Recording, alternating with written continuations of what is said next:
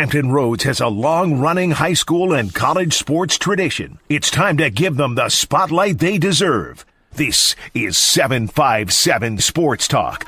Here are Matt Hatfield and Coach Ed Young.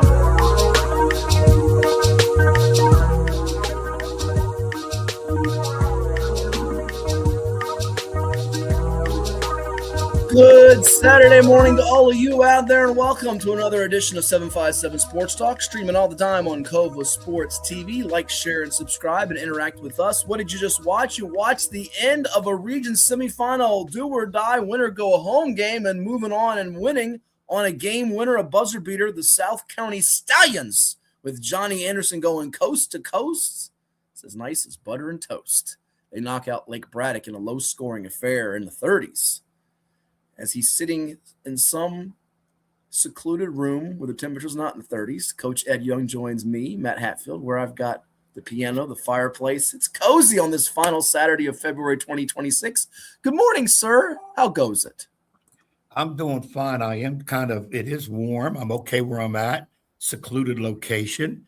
Obviously, I'm not in my palatial estate like you are in yours. I am out of the area right now. I'll just leave it at that, and for good reasons. But I'm where I hang my hat and don't wear one. Oh, well, speaking of, two rumors that you can clear up. Rumor number one, you were at more games this past week than I was because of my broadcasting radio responsibilities as I get ready to jet off to Pensacola next week. So I'll be missing the state semifinal round, I do believe. I should catch the state quarterfinals live, but I'm watching all the time, as you well know, even in airports and buses and all kinds of things with my tablets, with my phones, and my devices, thanks to NFHS Network, which you just saw the video courtesy of moments ago with that clip.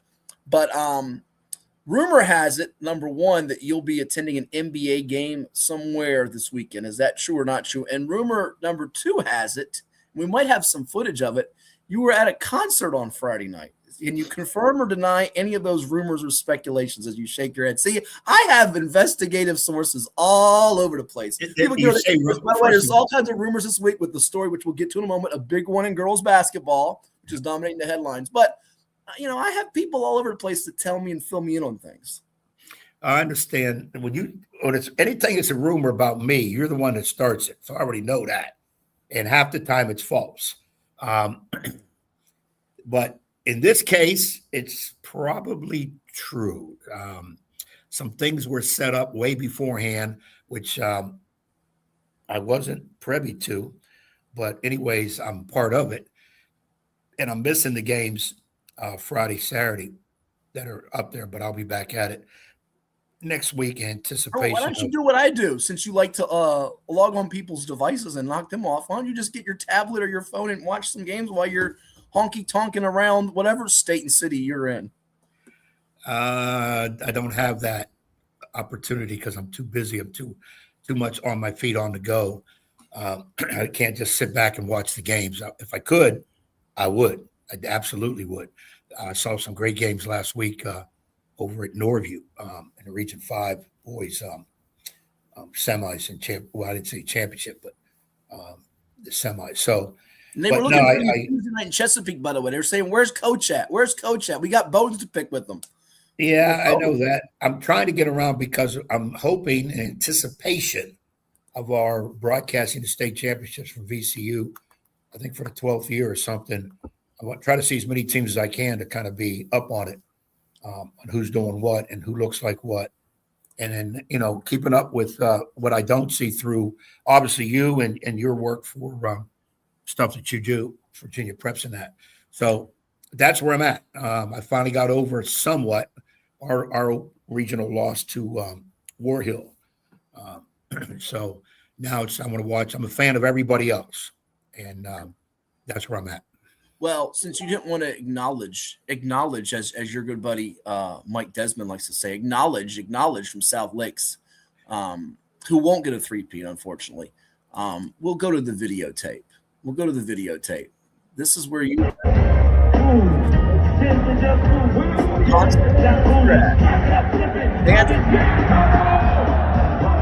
doesn't look like the Doobie Brothers. me go to the Doobie Brothers. It's not the Doobie Brothers, my man Michael McDonald. Where were you at? What is that? That was Boys to Men, the famous group. How you not know heard of Boys to Men blows my mind. Also, New Edition and the beautiful Toni Braxton. And if you tell me you never heard of any of these. No, I know who Toni Braxton is. She sang "Stop, Look, Listen to Your Heart" with the aforementioned Michael McDonald. It's on my Alexa back there. I start playing it, but then we'll you know. She didn't sing that one last night, but she did her hits, and the place was absolutely jam-packed, sold out. Spectrum Arena in Charlotte. So I'm anxious to see if there's more fans there last night, or they'll have more for the Hornet game today against the Trailblazers. So the rumor is true. Oh, see?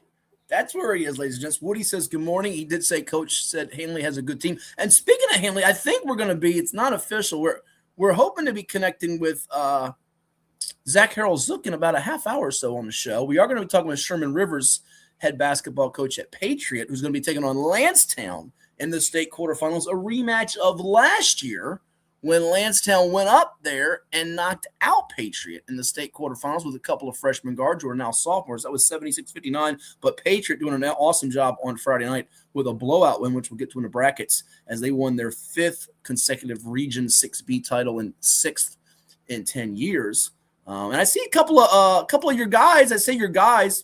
They're not your guys anymore, I guess. They used to be your guys on the IG. If you're watching, by the way, you're always encouraged. Players, coaches, fans, we don't care who you are, where you are, what you want to interact with us about. Like Woody, you can send questions, thoughts, suggestions, because I'm going to go on a rant here in a few minutes, and Ed's going to be laughing because I got a rant coming. Not him today, it's me.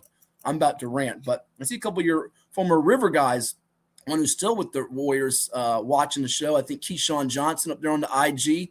Teron Atwater watching on the IG. They're getting ready to play in the state quarterfinals. So hello to you guys out there and others that are tuning in with us. You're always encouraged to hit the chat box, the comment box, anything on your mind or man sports out there. Great effort. Kempsville was down 22-8. They're one of the surprise stories with Trey Freeman, former Old Dominion and Kellum standout in his second year at the helm of the Chiefs, who are going to the state quarters after upending Indian River, a 3 seed, and Princess Anne, a 2 seed. They lost last year to Indian River, so good job by him, and it took Green Run to the wire, but Stallions still won as Kenny Harris and company got the 4-peat as region champs. And, oh, by the way, Green Run boys, the only team that won a state championship on the guys' side last year that's in the state tournament. We'll get to the girls' teams that won state championships and how they're doing in a little bit here. But, Ed, so many games going on, so much action to go over. Handley did beat EC Glass Woody. Where do you want to begin? What side? What division? Uh-oh, he's thinking now. This could be dangerous. Well, I want to go back. You said one of my former players, Tyron Atwater, watching. I just want to say congratulations to him and the rest of the River squad and Joe Hassell, the new head coach over there. I saw that game and where they beat. Which one? I mean, Kings Fork when they punched their ticket to the States. Yeah. And I'd seen the game where they beat Maury in the opener. So I got a chance to see him in both of that. And, hats off to him. Tyron has really grown tremendously as a player. He's just poised on the court. He's a deadly shooter. Takes it to the hole very well, which is something he didn't do early in his career when I had him when he was younger. And I have hats off to him. Somebody brought it to my attention. Now, you said you want to go on a rant. You know me, I don't mind controversy, and I will face it head up. Somebody had brought to my attention, maybe you know this too. I put a comment about Nanza River winning their tournament, their games, getting into the regional final.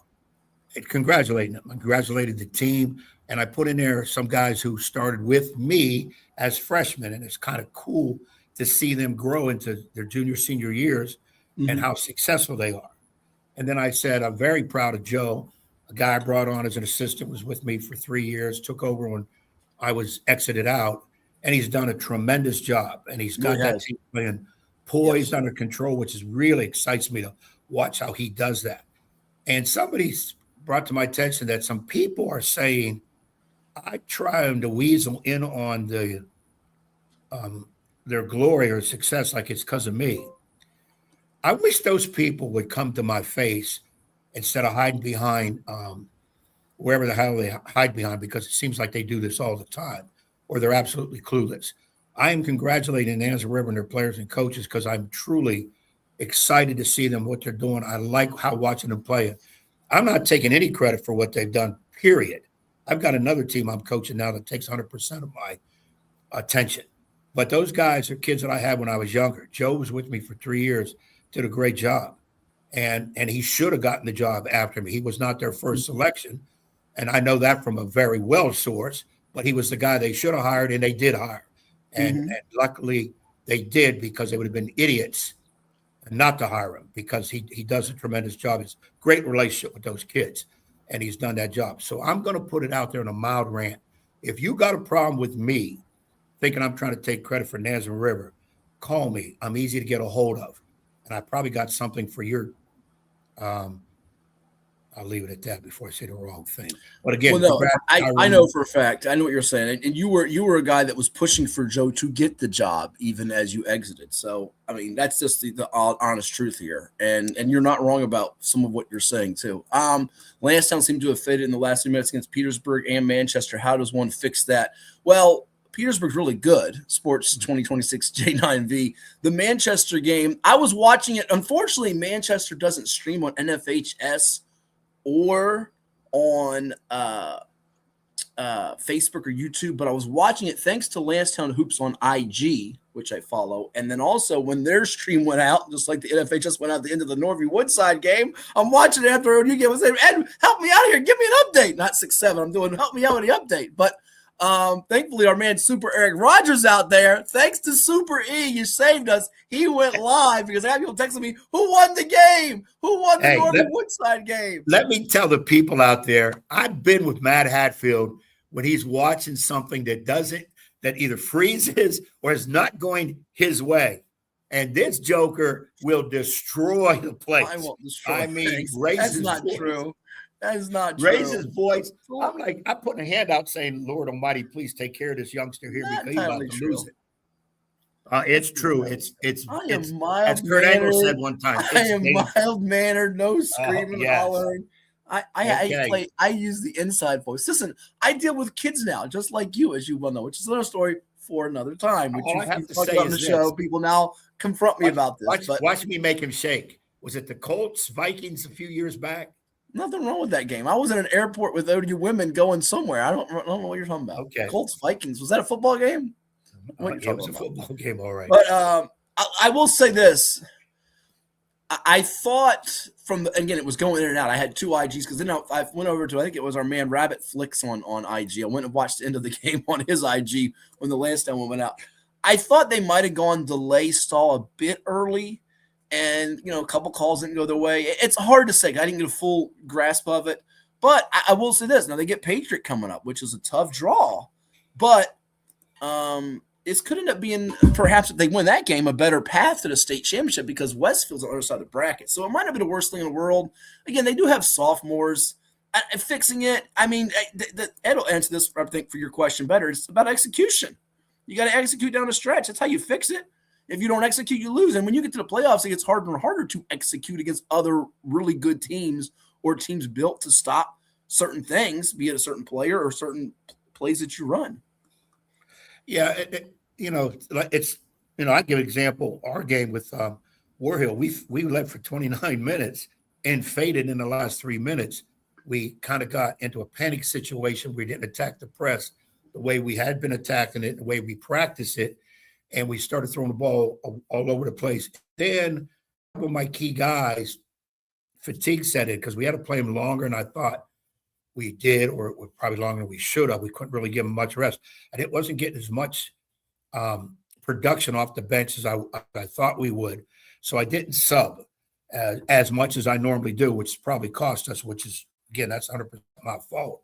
But I went with my guys that have been playing for a while, and they were coming off the flu. And I'm telling you what, in the locker room, they were spent. They could hardly breathe. And we went with them, and Warhill took advantage of that. Shots fell, and ours didn't. So when you talk about, well, how do you take care of that? You had mentioned about maybe they went to the stall a little bit too early, or the control game, I like to call it, little bit too early, you get out of rhythm. Maybe another team has turned up the pressure and you didn't really handle it right. And remember, these are kids.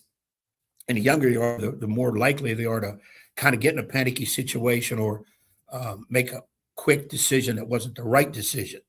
And of course, you're playing better teams now than, throughout the year. So they're going to be ready to attack. And if they're producing, it puts you in more hot water. So you just have to be able to stay poised, stay under control. You got to hit shots. You got to play defense. And that's the one key thing. When some things are falling apart on offense in basketball, I can say this, your defense cannot fall apart. It has to be your equalizer to hold. We're not scoring, you're not scoring. And then we got to figure out how to score and then stop them one more time to win that game. So I think that's kind of what you look at. And sometimes it has to do with conditioning. Maybe you start tiring out a little bit longer, and that's why you sub. And I've always said these coaches that don't, and I'm not saying this is Lansdowne. All right, so before somebody else gets crazy comments, if you're a coach that doesn't play a lot of players during the year, and all of a sudden come playoff time, you need players for whatever reason, foul out, injury, somebody got sick, whatever, and you can't go in deep into your bench, well, that's on you. You can't blame the kids. You have to understand that. That's why I like to play a lot of kids, have a 10-man rotation. So when we go into playoffs, we'll be ready if I got to go to that 9th, 10th game. But I think it's more a matter of what Petersburg and Manchester did than what Lansdowne didn't do so much in those games, because we always look when a team loses, we always say it's now, I mean, I know you've talked about, and again, this is no discredit to Warhill in your matchup, what your group didn't do, because that's how you look at it as a coach of your team. But anywho, let's get to some of the brackets because we have some guests coming on. We want to go through as much of this as we can. Also touch on a little bit of college basketball today, too. Miami of Ohio is still unbeaten, Ed. They rallied to beat the Western Michigan Broncos. Yeah, those bucking Broncos. See what I did there? I said bucking with a B. 69-67 on Friday night to extend their win streak to 29-0. And they could get left home if they don't win the MAC championship, which is also crazy. But where do you want to begin? We have VHSL boys, region, state tournament games coming up, girls, VISAA championship games coming up today. What do you want to start things off with? Oh boy, you put me on the spot, but I don't mind. I like being on that spot. I know everybody's probably a little bit more anxious based on comments, especially stuff I get. See what the boys are what's going on with the boys. Why don't we tease them and go with the girls first? All right, girls, you want to go with the VISAA today, the championship games, or do you? Yeah, we got to do that because I've been. This is one thing I have to agree where I screwed up, but I always throw it because it's Hatfield's fault. I've had some people say, "Hey, you don't do a whole lot about private schools. What's going on?" So let's do private schools. All right, Ed said, let's do the private schools to start things off. So we will share the brackets from the VISAA website. Let's hope I got the girls up right first. If not, we're gonna correct it here. I'm gonna find out in a moment. Oh, that's the boys by my mistake. Let's try this again. Take two, as they say, here on Cova Sports TV and 757 Sports Talk. Interact with us, like, share, and subscribe as we're gonna now put it back up. And I think I've got the girls. I'm gonna hope I have the girls now. We're gonna check it just to be sure. That doesn't look like the girls' bracket. For some reason, we're having trouble with that. I keep punching up the boys' bracket by mistake. So we will do this. We will find the girls' bracket. There we go. We have it now. So we're going to put it up on the screen. So apologies about that, as it'll be here with us in one moment. Just trying to make sure we got it situated. That is the girls' bracket, I do believe. It is. All right, here we go. You got this on the screen, Ed. We're going to zoom in for you. You have in Division I girls, Bishop Ireton, Paul VI. Bishop Ireton, a 63-39 winner over Stab. Paul VI takes out Catholics, 70-62. Really good run for Catholics gals. Bishop Ireton, Paul VI. They've met before. I'm leaning with Ireton as the 1 seed in that one. Meanwhile, Division II on the girls' side, Virginia Academy over Miller School, 44-33. They'll take on Stewart, who outlasted Norfolk Christian, 70-67. I'm not as convinced in that one. I think Stewart can score more, so I might go with the 2 seed there. What about you? Yeah, I like 2 seed on that one, and you're picking in the other one. You had Bishop Ireton over Paul VI. I'm going to go Paul VI. Okay, you're going to go PVI. Division III today, 6 o'clock at Stewart School, Carlisle and Chelsea Academy. Carlisle took out Portsmouth Christian, who beat New Covenant in the quarterfinal round. Chelsea defeats Grove Christian 50-45. I'm going with Carlisle in this one. I think they just have too much weaponry. for the girls in Division 3. In Division 4, it's Brunswick Academy and Christ Chapel. Brunswick a winner 58-31. And Christ Chapel over Fuqua 38-12. Talk about some defense from Christ Chapel. They held Tidewater Academy to 15, Fuqua to 12. Can they stymie Brunswick Academy and keep them under 20 or 30? That's the big question. We shall see. I'm going with them. You are going with them. All right. I'm going with Christ. Brunswick Academy. We'll see who is right and who is wrong on that one as we now move it over to the VHSL and the girls here as we will take a look at the region results for the ladies beginning in Class 6, Region A down to Region D as we put that now up on the screen, and we'll zoom in for all of you out there here on Cova Sports TV. It's 757 Sports Talk with the coach, Ed Young.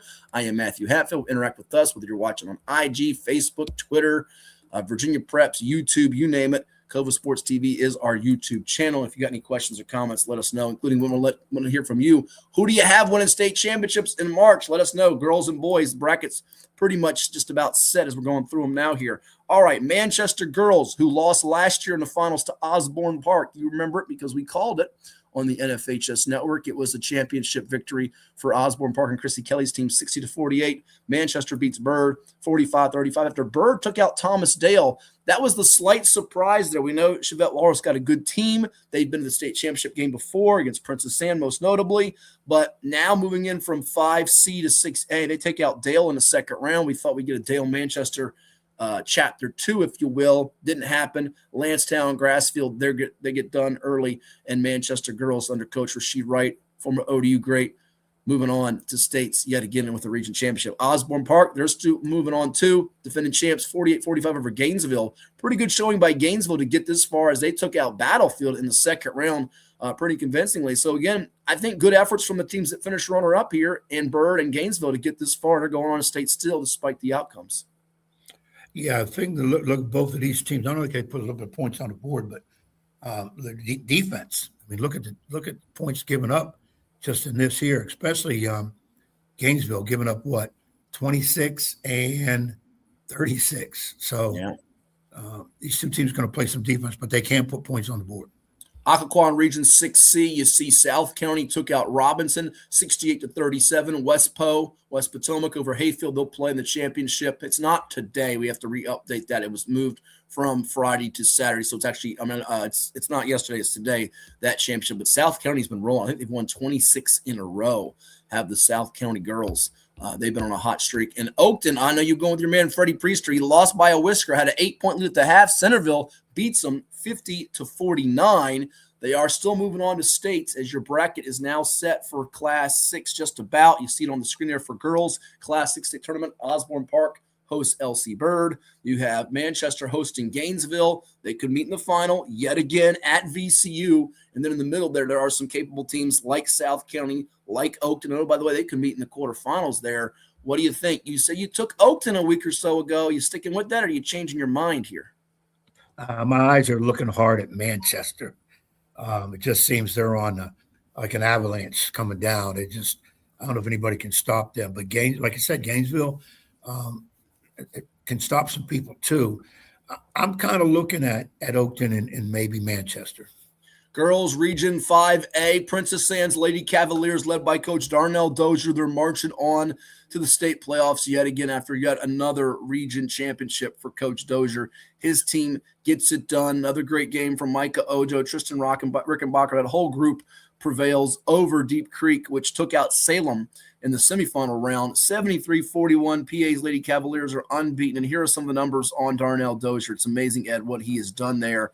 25-0. They've won 68 consecutive games. It's their 22nd regional title, their 9th straight, and 18th in the past 20 seasons as he's closing in on 800 career wins over there at Princess Anne. Unbelievable. Yeah.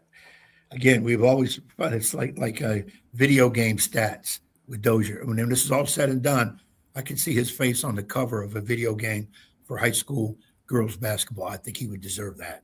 Okay. Video game. I see. And then the other girls team that's been in the limelight, well, there's another girls team in the 757 that's been in the limelight in the statewide news, which we'll get to here in just a moment when we get to Class 4.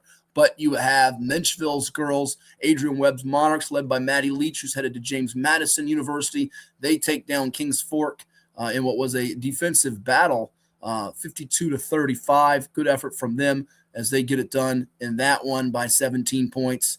Didn't have as much of the offensive punch in this game, but certainly 17 points from Leach, also 16 from Nevaeh Reed helped them. Riley Height had 16 in defeat for Kings Fork as they're still moving on to the state quarters, and they'll see Princess Anne. Glen Allen loses to William Fleming 53-33. Fleming was mighty eye-opening in that quarterfinal game against Albemarle, and then Stonebridge slips by Massaponax 53-50. So it leaves us with a final 8 of PA Kings Fork, Fleming Massaponax, Menchville hosting Deep Creek, and Stonebridge Glen Allen. Anyway, we don't get Menchville, PA coming up on March the 12th, 6 o'clock at VCU. I'm going to go out on the proverbial limb. It ain't no limb.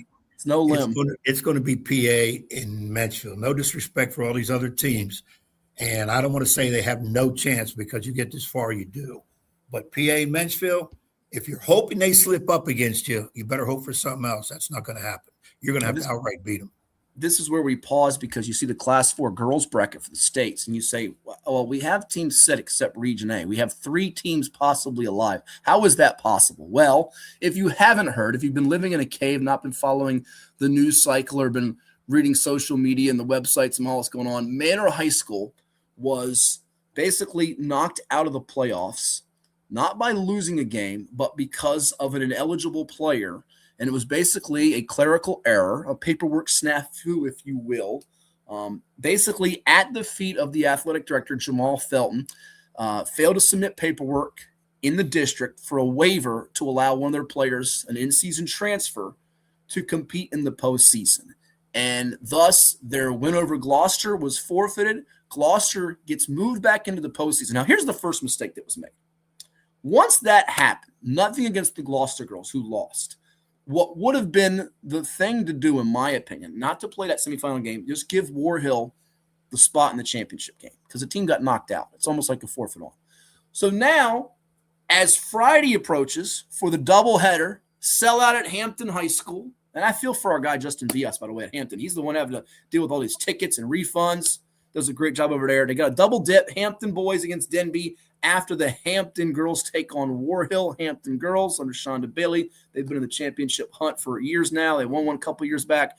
They're going to be taking on, they thought when the tournament started, probably Manor if they got by Grafton, which they did, the top seed in the second round. But instead, their game gets delayed. It gets postponed. Why? Because parents raise Cain, as they should. It feels like it's an injustice to these girls at Manor who have worked so hard, blood, sweat, and tears, Ed, to be in the playoffs. But now they go to courts, and Judge Brenda Spry of the 3rd Judicial Court of Virginia in Portsmouth has granted a temporary injunction. We're going to halt everything. So while a wrongdoing was done to these girls, and it was for the Manor girls, because of an administrator failing to do his or her job, his job properly, now we're going to penalize not just the Hampton girls, the War Hill girls, but let's put it back on the screen here, Ed.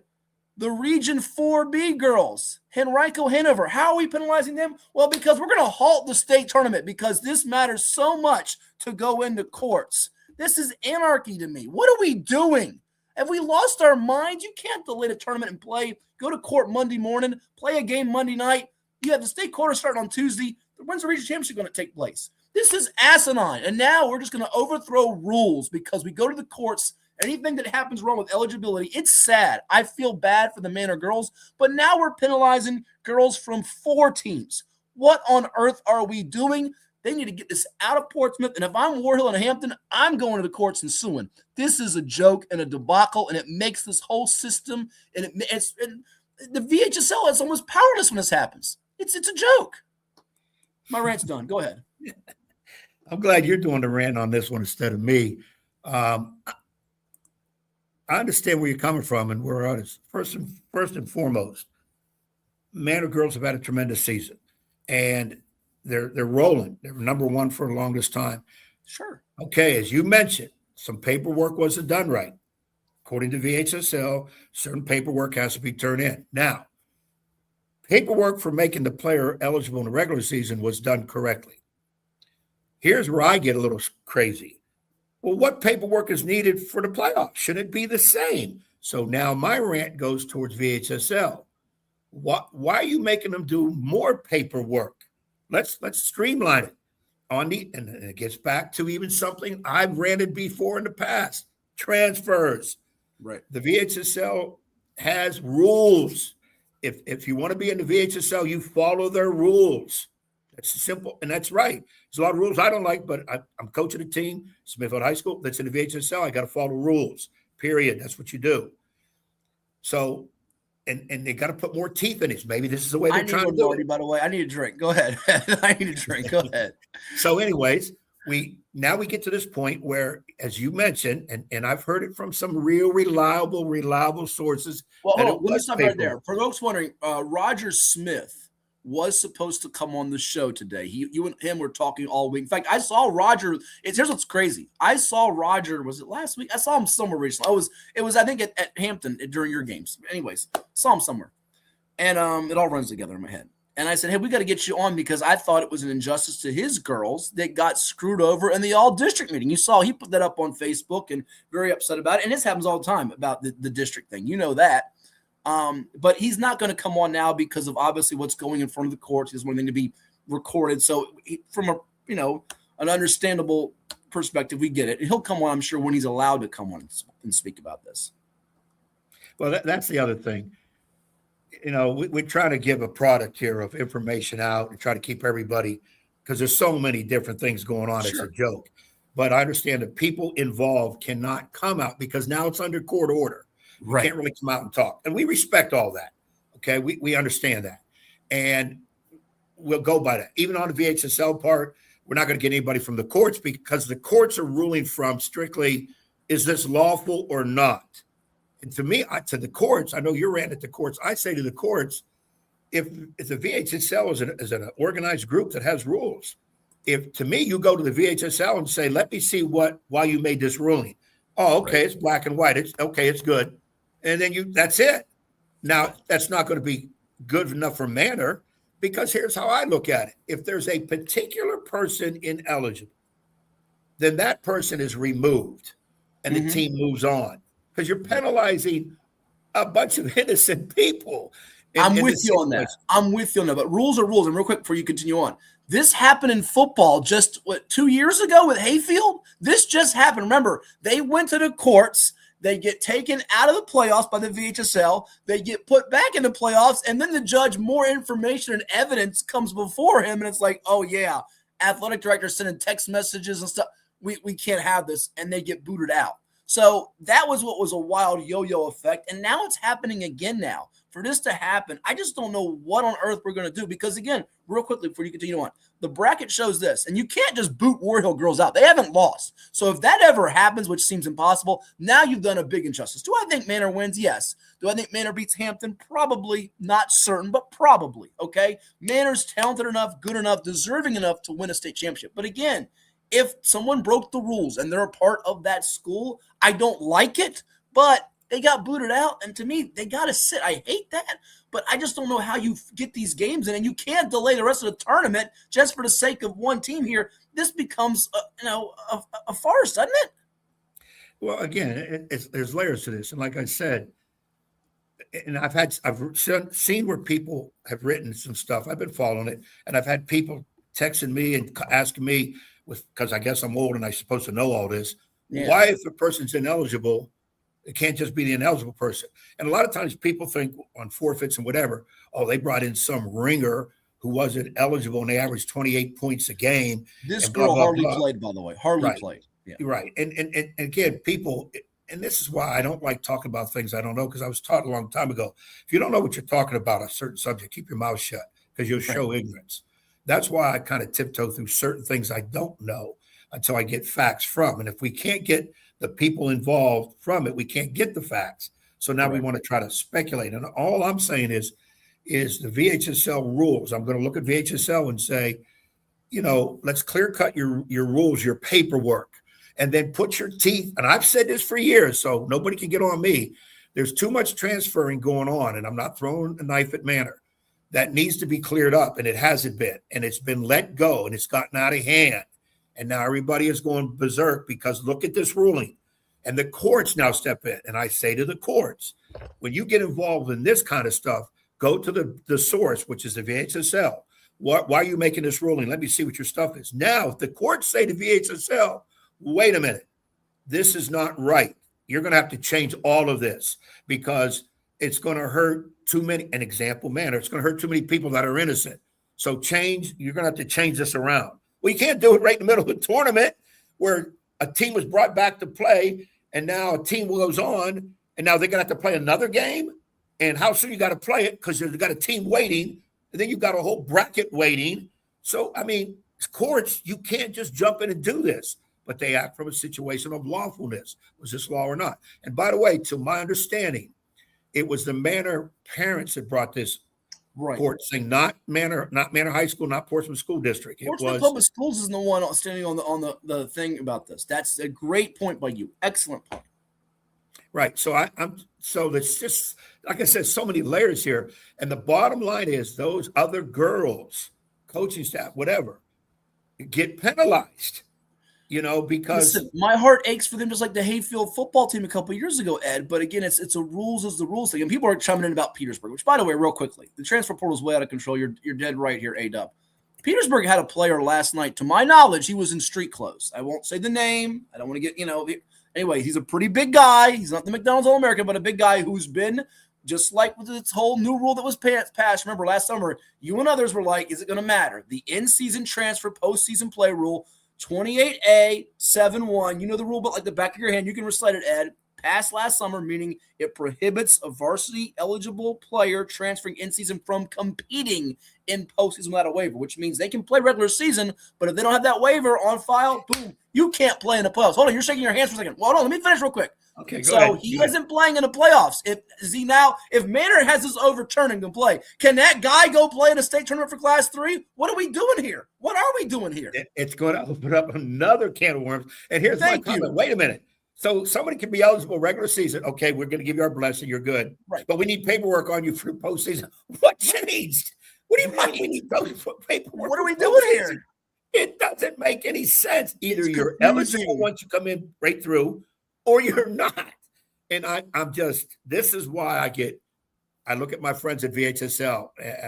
Come on, people, let's get this, let's streamline this. You're going after this. I don't think this, listen, there are some rules that are a little dicey here, but now we're wanting to strip them of power. If we go to the courts, then what legs do they have to stand on is what I'm getting at. I'm actually trying to defend them in this sense. Yes. If we go to the courts now, it means any Tom, Dick, and Harry or Amy, Betsy, Riley, whatever names, I'm just making up names here, can go to the courts and say, I don't like it that my gal or my son can't play. I'm going to sue you. And like I said earlier, if I'm Warhill and Hampton, I'm saying, hold on now. This is an injustice to us, and you might be making their girls have to play 2 or 3 games in consecutive days.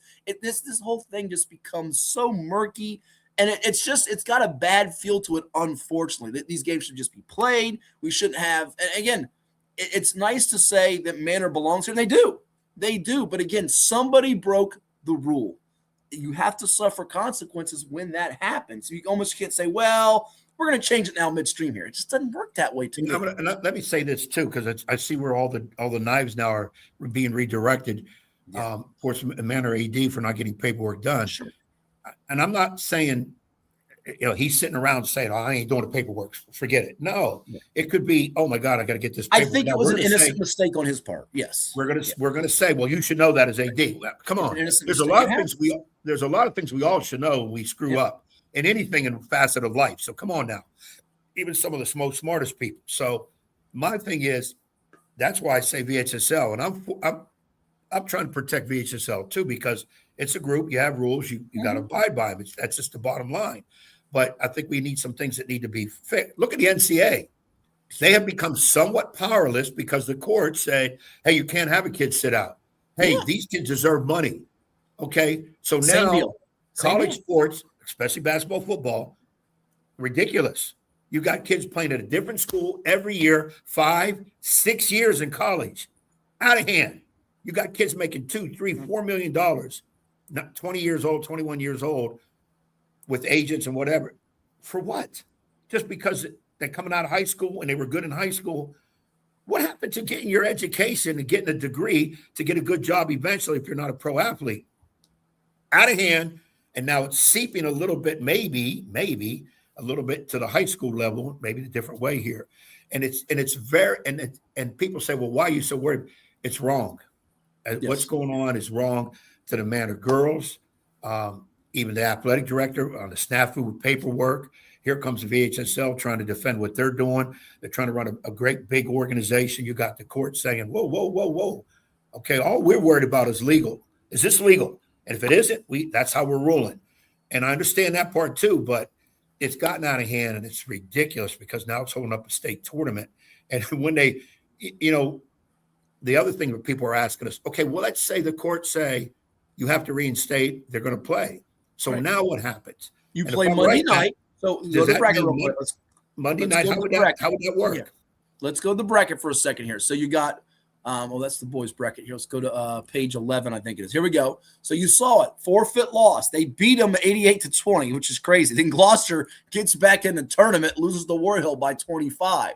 Think about that. You're Gloucester's coach. You think your season's over at 8-15. Oh, by the way, you're going to play coming up in the semis. Hampton beats Grafton. A little bit of an upset there to some, not to us. Then you got Hampton War Hill scheduled, and then basically it's a change now. It's in a holding pattern. But again, to go back to that other bracket we had here, the state quarterfinals are slated to start on Tuesday. Your finals are on March the 14th. Thankfully, it's a Saturday. But you have a situation where it could delay the quarterfinal games to being Wednesday or Thursday. Remember, the state semi games are on at Friday. So if you have the B teams and the A teams play on Wednesday or Thursday just to get this A championship done, now you're starting to penalize the rest time for Henrico and Hanover to see Salem or Woodgrove, Heritage, Leesburg, or Charlottesville. This is just wrong on so many levels. And I know Portsmouth is going to go before the courts here. This is bigger than Portsmouth. This is an entire state tournament. And I do feel it's wrong for those Manor girls. But again, an ineligible player played. That's the bottom line. Whether it's unfair or it feels wrong, she played in the game in the quarters. Thus, it's a forfeit. I just don't know. To me, it's black and white here. I know it's some people see shades of gray. I think it's cut and dry yet. I hate to say that. And it's sad because I think Manor girls had a great chance. I know you picked them to win a state championship. I get that. It's awful for them. But again, it happened. We can't go back and change it or fix it now. Yeah, that's what I'm saying. It's you are holding up other people as to, coaches have to plan for certain teams. Now you got to hurry up and flip it quick. If let's say Manor and jumps in and plays War Hill, whoever wins, probably Tuesday, you got Hampton and them, Hampton taking on the winner. And then you got get ready for the semifinal. No. Quarterfinals. That's what I'm saying. Look at this. The quarters is Tuesday. Yeah, you're right. Quarterfinal, because now you got here comes Hanover. It's just crazy, but that's where we are. That's the facts. And by the way, I had somebody just text me now. It doesn't. The girl hardly played or didn't score. My people, it doesn't matter if they average 92 a game or they don't score a point a game. They played 1 second a game or the whole game. That's immaterial. Get that out of there. I don't like it, but the bottom line to me on this is this part of it. Ed, if you play that on Tuesday, then you delay the quarterfinals to Wednesday. Again, you set a bad precedent.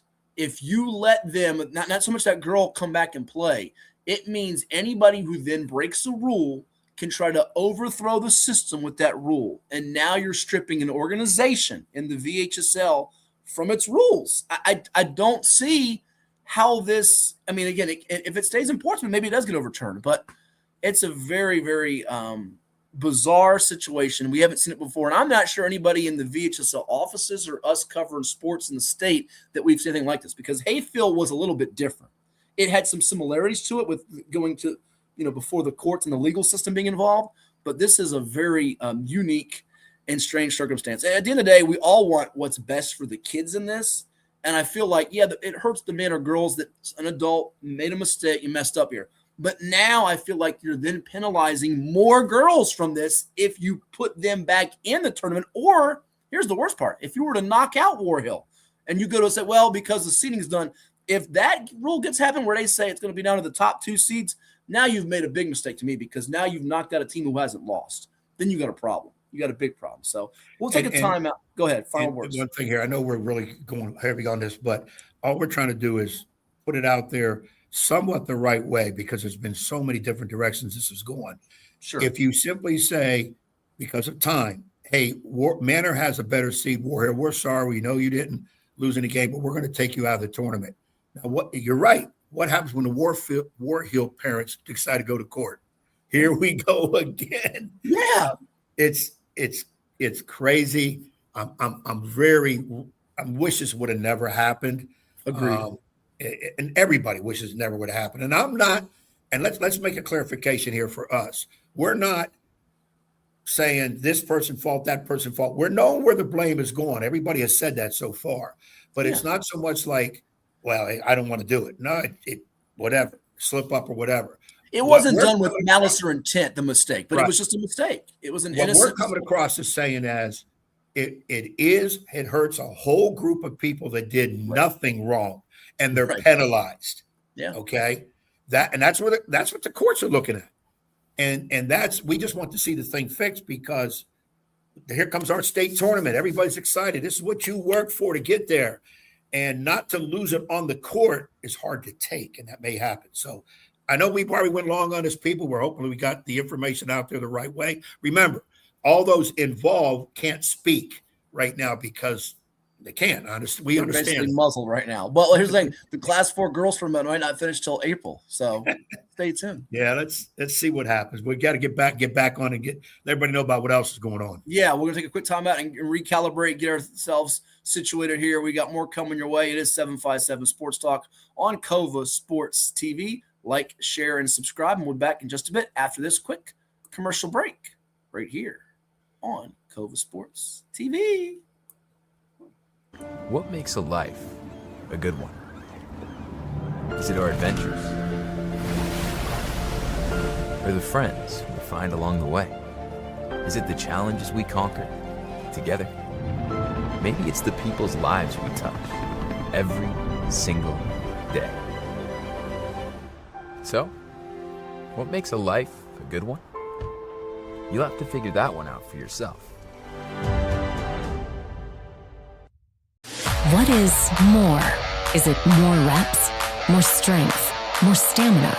We say it's all of that, but it's greater than just what's in the mirror. It's about improving your mental and physical health.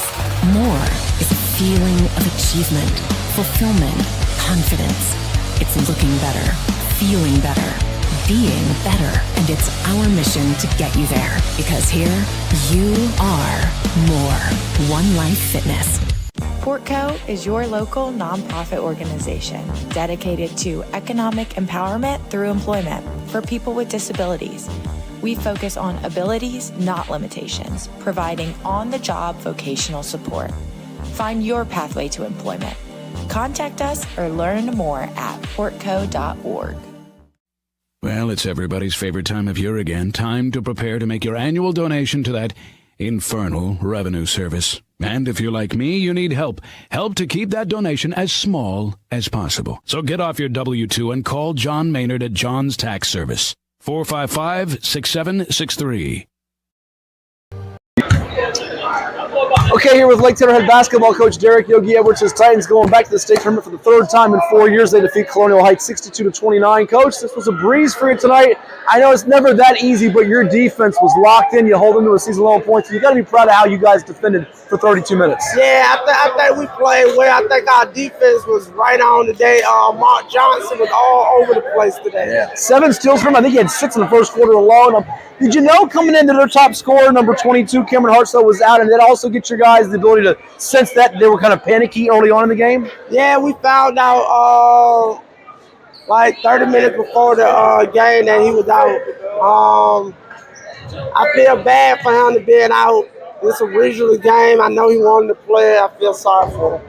But your kids kind of smell that blood in the water, don't they? When they have an opportunity to balance, they generally seize it, do they not? Yeah, they like I said, our defense been playing well. We had some slip-ups, 4 games slip-ups, but our defense is playing well. How much, I see him in the back of there, Kenny Brown, the former coach who you filled in for, I should say took over for after he left. Do you hear all about that? And you were on that championship run as assistant coach with DB, Darion Severon, Joe Bryant, Joe and Jordan, that defense wins championships. Has that been the message here this month? Yeah, since we've been here, I've been all about defense. Mm-hmm. Back then, it was about defense. It's still about defense now. Certainly, Jamari Edwards, you got bloodlines there. He's been shooting the ball with a lot of confidence second half of the season. Is he setting the tone for your offense this time of year? Yeah, he playing like a senior. He don't want to go home. He don't want it to be his last game.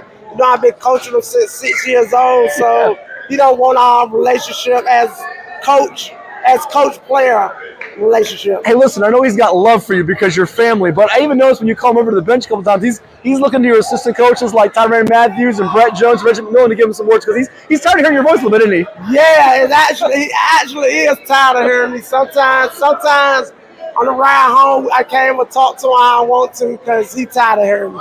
Certainly, as you guys move forward in the state tournament, he's going to be important. All these guys are, but Jakari Jones inside as that paint presence rebounder, how much is he going to be a factor for you guys to keep advancing? Yeah, like I told Jamar, when we went to the state 2 years ago, they was kind of role players. Now, for them to take their team to the state, that's big for them too. So we don't need both of them to really be playing well. And they were part of that state run a couple years ago. What do you think and hope they all learn from that, the ones that were part of that championship quest? Well, they was at VCU. We lost and was crying, so they know what's expectations for us now. Lastly, you know what stands in front of you? Big opponent and big goals here moving forward. What's it going to take for Lake Taylor to be cutting down the nets? I know you don't cut down nets anymore, but for you guys to come back here and have a celebration like the football team had in December to do the ultimate. Yeah, we just want to take it one game at a time, and I know everybody talking about Petersburg. We get our chance. We'll see what we see. And you might see it more than once. Congratulations on the win, and thank you so much. Thank you. So that was Derek Yogi Edwards of the Lake Taylor Titans. His team victorious over Colonial Heights. Then they took the L against Petersburg in the Region 3A Championship. It's 757 Sports Talk, brought to you by Cova Sports TV. Like, share, and subscribe. Ed, as we put it back up on the screen, we take a little shift to the boys' side. We talked about the girls a lot here earlier in the show. We'll get back to some more girls' brackets as well as the boys' brackets too throughout the morning, but we'll give you a quick picture of the Region 3A bracket here for a moment before we have Sherman Rivers join us here from Patriot in about 10 minutes or so. That was the first round. You see Heritage took down Norcom in overtime, Lakeland over Booker T. Then we got to the final 8 where New Kent slipped by Heritage from your district. New Kent then got it handed to him by Petersburg. Cam Claiborne shot the ball well for Petersburg, one of the guards that came over from John Marshall. And, of course, LaShaw Allman, the McDonald's All-American who signed with Oklahoma State. He's arguably as good a player as any in the entire state, regardless of classification. Titans rolled past Lakeland and Colonial Heights. And as we look at the bracket here for a second, these two could see each other again. Titans fell short by 13 in the region final, but there's the Class 3 bracket. I think we might see a rematch of Lake Taylor and Petersburg on Saturday night to close things out on March the 14th. What says you? I'm looking on there. I don't see Petersburg. Oh, that's the girls' bracket. That's why you don't see them. My apologies. That's why you don't see them. That's the girls' bracket. Here we go. There's the boys' bracket. That's why there you go. 6:30 Saturday night. Now do you see Petersburg? You see them, don't you? All right. I see Petersburg coming out on the top. And I think Lake Taylor can do this. We might be able to see those guys play in the final. Liberty Christian needs to see what they have overall. Liberty Christian would be Lake Taylor's potential. Let's go to what happened in the other regions for a second. So Region 3B, it was Meridian, Jim Smith's team, falling to Skyline. Third meeting between those two, they split regular season. Skyline took care of Meridian 44-37 after they both won. Skyline, I had that backwards there with Fauquier Skyline, so apologies about that. We'll get that fixed later on. But then you see the final for 3C.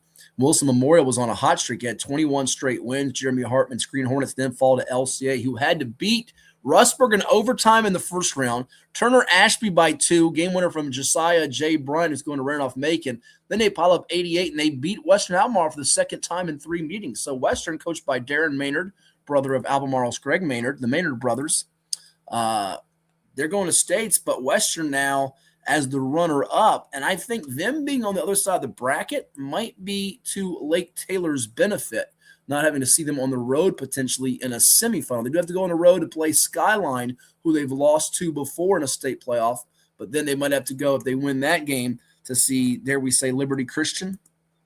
Yeah, that top bracket, me personally, I'd like to see Western Albemarle Petersburg match up in the final. I mean, on their side. But remember, if that happens, Petersburg would host it because they're a 1 seed. So Petersburg right now would not host Hidden Valley or Christiansburg, but they would host Western Albemarle. Okay, right. Because if your two number ones meet, it's the top seed, which Right. gets the home court on that.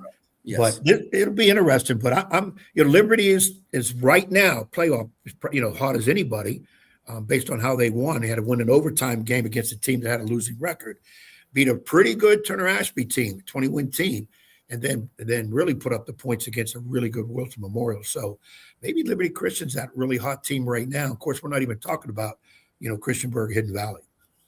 Speaking of Petersburg, their old school that they were at, the coach Ty White and some of the players, John Marshall, I should say, their quest for a 5-peat is over. They lost in overtime to Greensville. How about the Eagles, coached by Antoine Walton? AD, one of your good buddies, Randy Jesse, former AD at Kings Fork. They were celebrating with that comeback from 13 down, but then not too much celebrating on Friday night as it was Kendrick Warren, the former VCU standout, his Vikings of Thomas Jefferson of Richmond, who knocked out Pocosin as well as Armstrong with the region championship. I'm blaming you for jinxing Jeremy Jordan and his Bull Islanders. They got the win before we talked to you. And then you set the interview up. Not me. It's all your fault. It's all your fault. Jeremy actually told me. He said, Coach, if I ever come on the show again, can you invite me instead of Matt? Well, look, TJ scores in the 70s, and they held him to 47. The problem was that pace TJ just had too many athletes for him. It was all said and done. But Region 2B today, finals Strasburg and Central Woodstock. 2C, how about our guy Brian Harmon at Floyd County, one of the greatest guys in the world you'll ever meet. Nelson County got a really good team. They could see him again, but Floyd had the number of Nelson with those big boys inside, Colton Ward and Bryce Giles. Buffaloes win it. And he's got a lot of guys back for next year, does Coach Harmon. And then Grant Central Wise. Before you scroll away, people, even though Nelson County was a 4C, they're not your typical normal 4. We've got a number 1 in the state in Class 2. You're absolutely right. And we had Floyd County, I believe, preseason number 2. So this region, you had that crazy upset last week with Martinsville falling to Gretna. But in Liberty Bedford, the tragic loss of Coach McSweeney this year passing away. They were the 1 seed, had a heck of a year. But that region was pretty fierce. Might have been the most competitive of the 4. And then Union, the Bears got knocked out by Central Wise, Patrick Dameron's first year at the helm. How about this one for an upset, Ed? Your guy, Robin Dotson, is not back in it, the state tournament. He got beat, Central Wise girls, but the boys are moving on. That's a bit of an upset, bit of a surprise. Robin Dotson is not in the states? No. That's unheard of. We told you on the boys' side real quickly before we take a break, and we got Sherman Rivers coming on with us from the Patriot Pioneers. You see the brackets that are pretty much set across the board. Last year's champ in Class 6, South Lakes, the last 2 years, they didn't qualify for regionals. Green Run is back in Class 5. They're going to host Nance River, although I'm hearing that game's going to be at Ocean Lakes High School.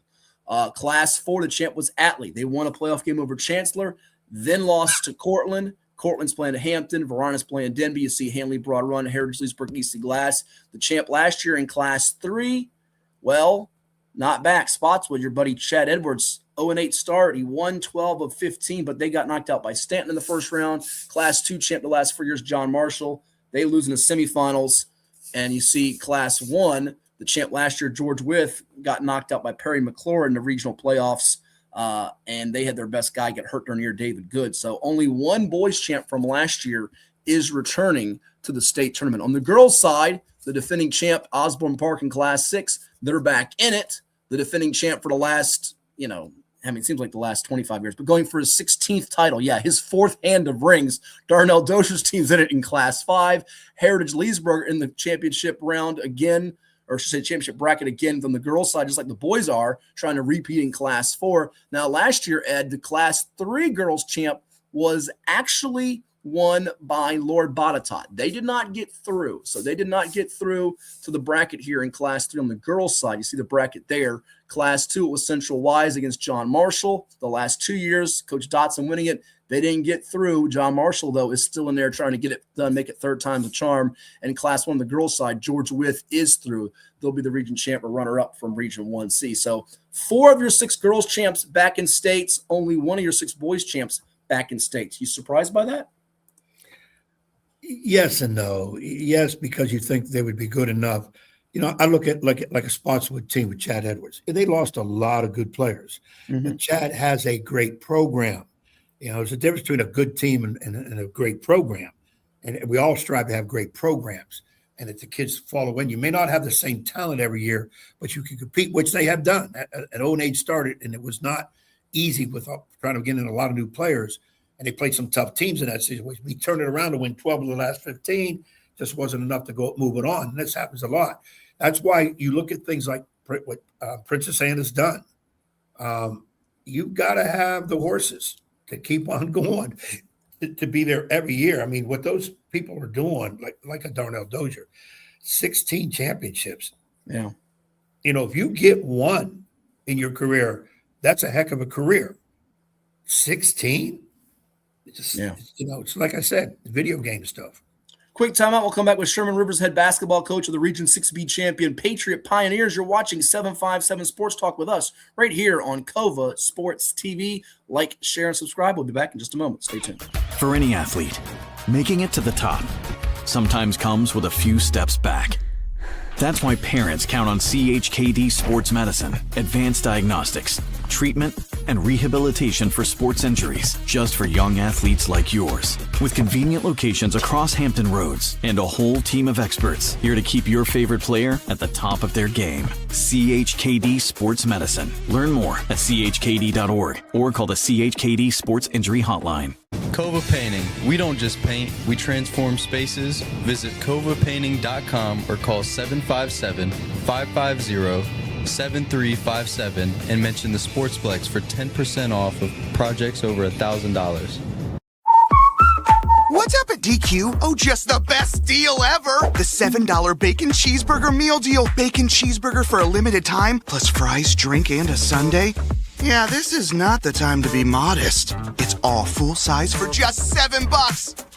And there's bacon on that burger. The $7 Bacon Cheeseburger Meal Deal. Now, for a limited time on the $7 Meal Deal lineup. Only at DQ. Happy tastes good. Hampton Roads has a long-running high school and college sports tradition. It's time to give them the spotlight they deserve. This is 757 Sports Talk. Usually it's Hatfield. That's why I try to tell everybody, get on Hatfield. He is the legal scribe, the talking head that knows all this, puts the whammies on.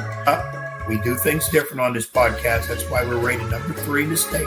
You got Play-Doh? Get out of here! We got people all over the globe watching with us. Sitting in a phone booth with you would be very... well, no, we got to have your own phone booth. I'm not sitting in no phone booth with you. It is 757 Saturday Sports Talk here on COVA Sports TV. Like, share, and subscribe. And now back to Matthew Hatfield and that evil basketball coach. Blast you, Ed Young!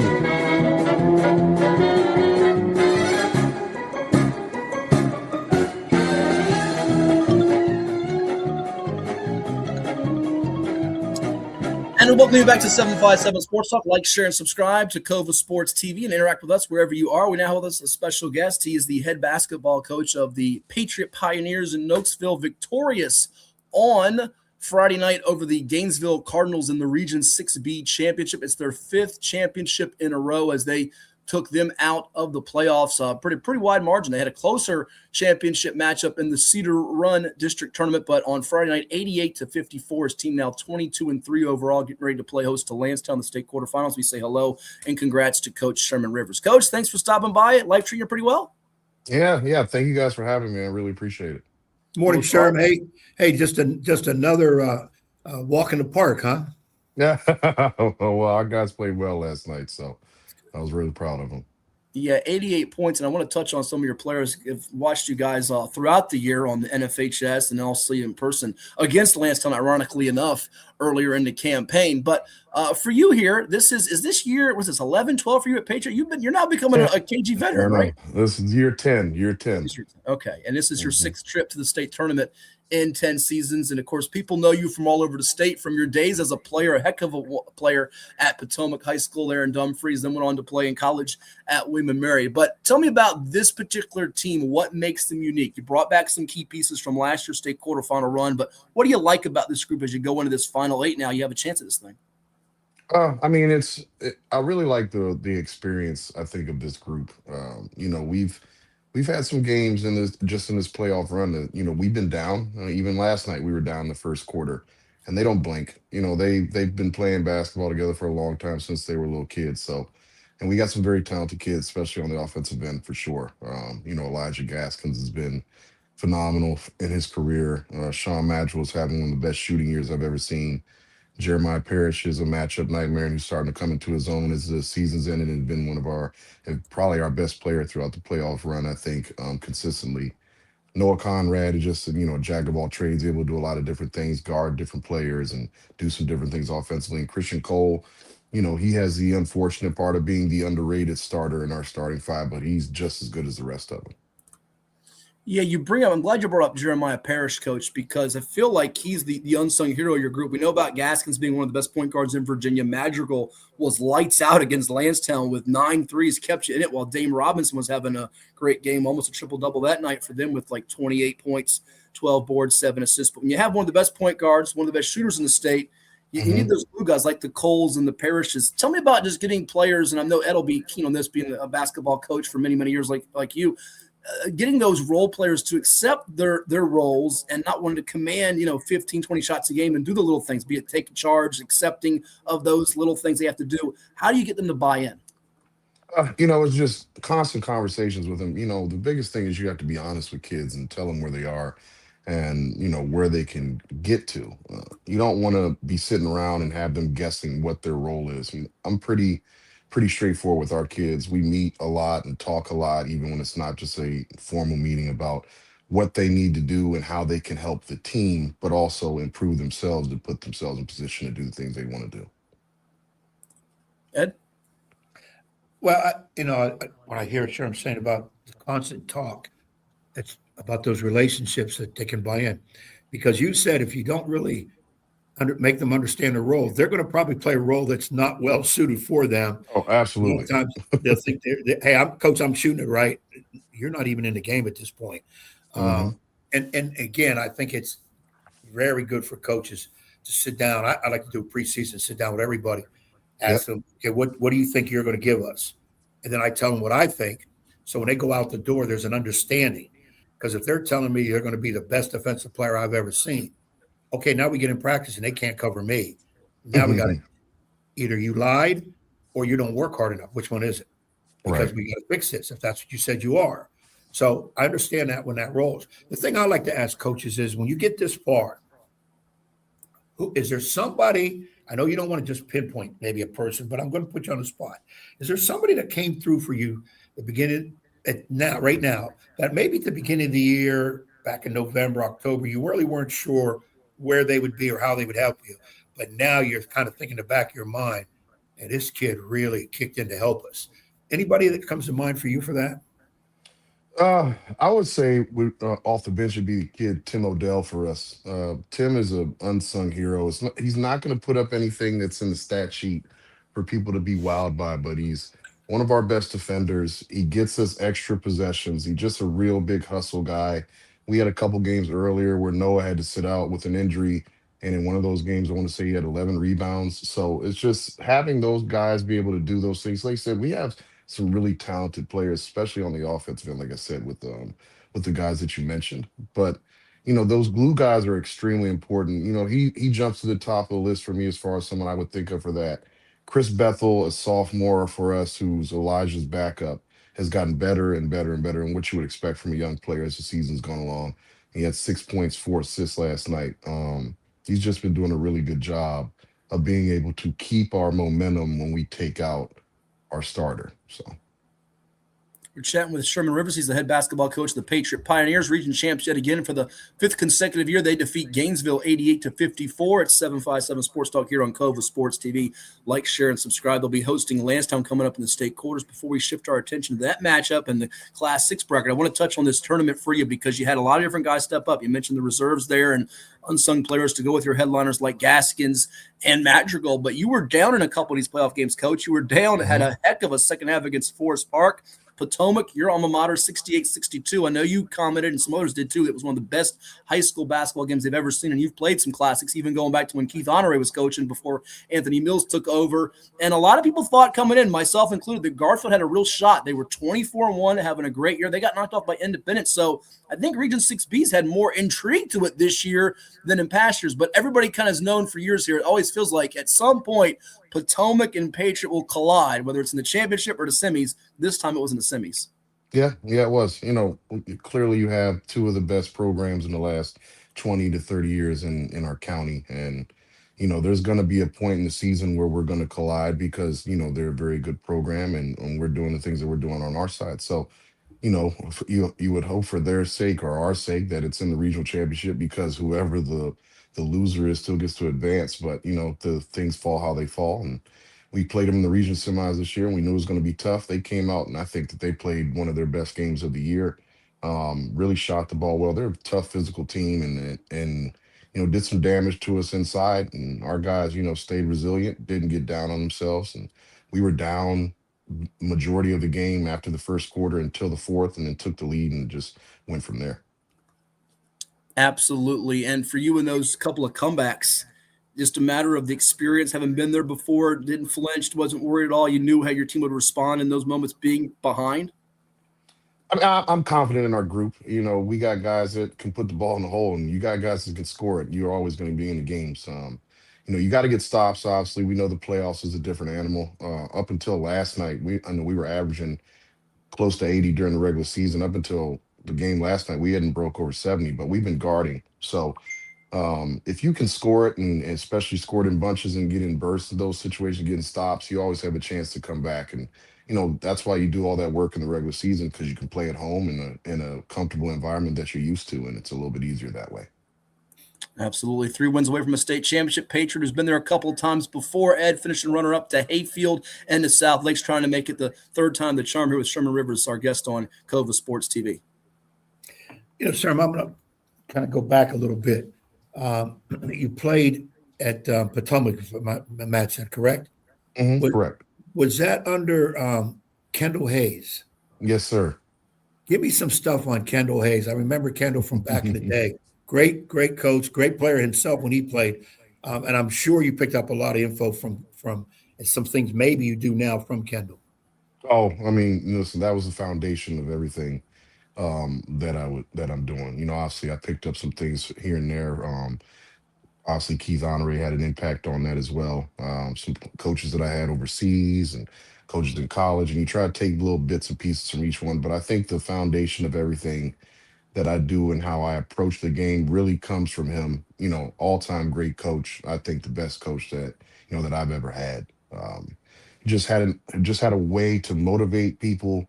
First of all, to guard. It was always, you started there on the defensive end, but even though people thought we weren't doing anything as far as having sets on the offensive end, everything had a purpose. Everybody had to run to a spot, and then he just let us have the freedom to play from there. And as long as we defended at a high rate, he was pretty cool with what we did on the offensive end.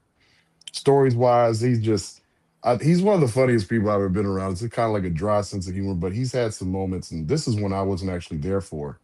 But I think it's one of the funniest stories I ever heard. And I remember getting told the story when he was sitting there. They're at a team camp, and I guess the referees weren't in favor of him too much as he thought. And so he comes out of a timeout. He tells 2 players to go stand on the ref. And so 2 guys are just guarding the referee during the game. And the referee's confused, like, why are these kids following me around the court? Finally, he blows whistle. What are you doing? And he asked the kids, and the kids said, well, our coach told us to guard the guy that was killing us the most. I'm telling you, that one, I remember when he told me the story, and he's sitting there, he's like, well, he was killing us, so we had to double team him. And he just said it so matter of fact. So it's just those type of things.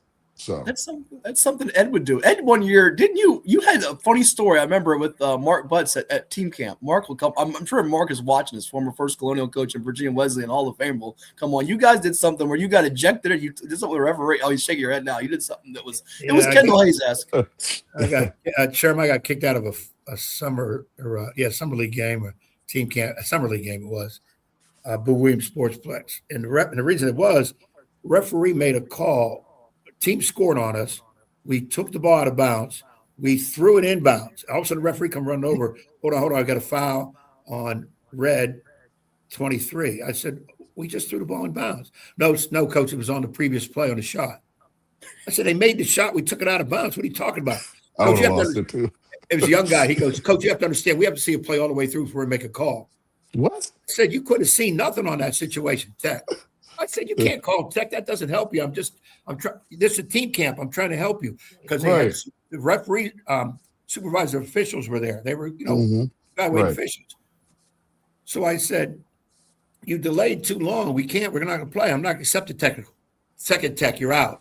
I said, I'm not going nowhere. It's a summer league game. Coach, you got to go. I said, I'm going to tell you one more time. I ain't going nowhere. And I didn't. So they walked off the court. So I grabbed the ball and I said to Mark Butts, first Colonial coach who were playing, I said, Mark, it's only about 2 minutes ago. Let's finish this up. Mark goes, Ed, I can't do this. And I'm like, all right, I'll referee myself. Now I got slides on.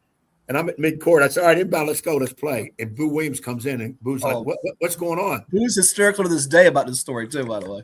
And I said, Boo, officials left the court, so, I'm just going to go ahead and finish. I said, I can't do any worse. He said, Ed, no, we can't do this. Oh, my God. So we stopped the game. Now, here's the good part. I can hear him saying that, too. Sherman, here's the good part. Duke Edsel, who's a very good official, ACC guy, he was evaluating the officials. He come to me after the game. I said, Duke, I'm sorry. I didn't mean to play. He said, no, Ed, I'm coming down and telling you, you were right. You're 100% right. He made a bad call. He delayed it too long. The technicals were too quick, weren't needed. He said, I just wanted to see if you want to get a referee's license for 2 minutes. You're a pretty damn good official. I said, no, I don't want that headache. So that's awesome. I had, of course, you laughed as long as I have, and as Kendall did. You're going to have some stories and things that come up. Right. Like there was another time at a team camp, made another one. This was down, I think, in North Carolina State or somewhere.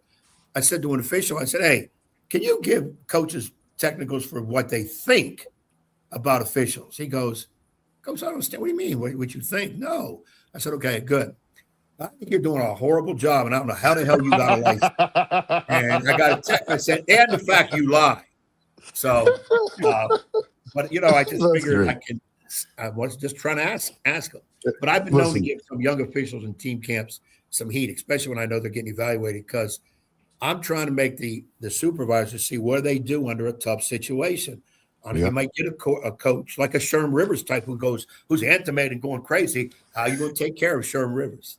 Yeah. I mean, listen, I can tell you, I'm over there doing a lot, and I know I am, but I have, good relationships with those guys for the most part, and obviously, it's just, I got questions or I got concerns, and I'm pretty animated about how I say them. So, I just think it's just being passionate about what you're doing. Really, that's what it comes down to. And that's, and your stories and Kendall Hayes' stories are just honesty, and that's what we talked about with the players and just living in that space and being real about what you're doing. Sometimes your emotions are going to come out and not always the best in other people's eyes, but it comes from a good place.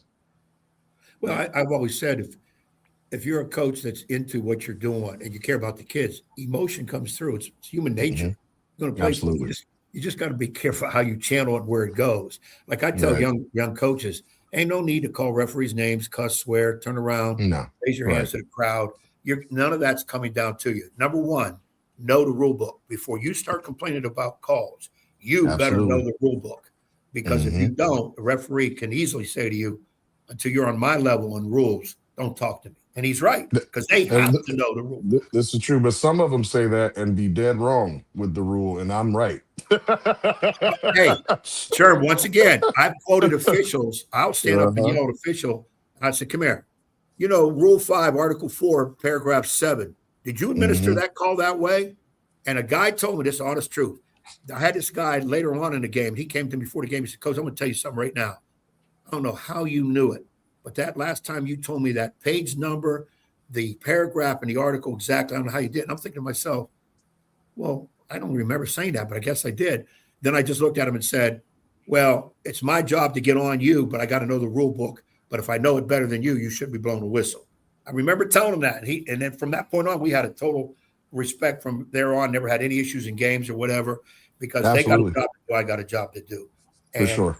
and that's it. Sherman, I'm going to bring this back to your situation again, if Matt allows me. We got the time with you. We have time. Yes, he's got practice and he's got to run. We got time. So yeah, I'm good. I'm good for now. Yeah, and I got to run pretty soon myself. But my thing, Sherman, when you as a coach, Matt and I talked about this earlier. You're doing your substitutions and all that during the year. What changes for you, if anything, when it comes to substitution in playoffs as you're moving along into the state tournament in terms of playing your bench? Do you kind of shorten it? Do you go to somebody maybe you haven't played a lot, maybe give them a few seconds early? How do you handle that when you get into your situations? Yeah. Our rotation is pretty much our rotation. The difference in the playoffs and the regular season for me is really the fourth quarter. The fourth quarter in the playoffs, you're going to see the main guys be on the floor, and we're probably going to use timeouts for rests at that point. Unless, a situation provides something where it's like foul trouble or one of those guys off the bench is just playing really well. So like the other day, I brought up Tim Odell's name, and Noah had a couple things going on, and he was playing really well. So he played down the stretch of the game. And our guys understand that they got to be ready, regardless. I might throw a guy in early that you see something, and substitution is all about feel sometimes. You have a guy that might not have been playing as much, and he can provide you something or a spark in that moment. So you grab him, you put him in, and that's why we keep preaching to our kids every day. Like, you got to be ready all the time. You don't know when your number's going to get called, even though it might not have been the last game. It might be this game. So that's usually how I look at it. Finishing up with Sherman Rivers, he's the head basketball coach of the Patriot Pioneers Region 6B champs. Our guest here on 757 Sports Talk on Cova Sports TV. Like, share, and subscribe as they get ready to play host to the Lansdowne Eagles in the state quarterfinals, a rematch of last year's game they lost in the quarters, and also the Eagle Classic that they lost earlier during the regular season by a count of 70-62. We mentioned the great game from Madrigal with 27 points, 9 of 16 from 3, and Dame Robinson having 28 points, 12 boards, 7 assists in that contest. And Coach Rivers, a guy we can claim from the 757 Ed, because he ended his college career with the green and gold of William & Mary with 925 points, 400 rebounds, 272 assists. He's in the record book there at William & Mary in some of those categories. But, Coach, as we look at this matchup now with Lansdowne, you know what a program Dwight Robinson has, built on defense, guard play, athleticism. You're getting him in your gym again. What do you hope your guys have learned from the previous encounters that they can apply and turn around and get the outcome that you're looking for? Well, the quarterfinal matchup last year, our guys clearly, we had a good season at that point, won the district, won the region. But I think they weren't really ready for what that intensity was, and seeing the difference when the jump from playing, in your region against people that you've seen or might have seen you to playing somebody from outside, especially 757 or Richmond area. So it was important for me to take this team and travel to different places this year so they could see it. And that way, if it presented itself again, which here we are, that it wasn't going to be such a big deal to them to be able to understand that they got to raise their level of intensity, but also realize there's a different level of physicality that comes with this game. So I think that we're going to be more prepared from a mental standpoint this time. Our guys are a year older, a lot more experience. I like the depth we have on this team as far as the guys what they provide off the bench. And, we just got to go and get it done. It's always great to be at home, too.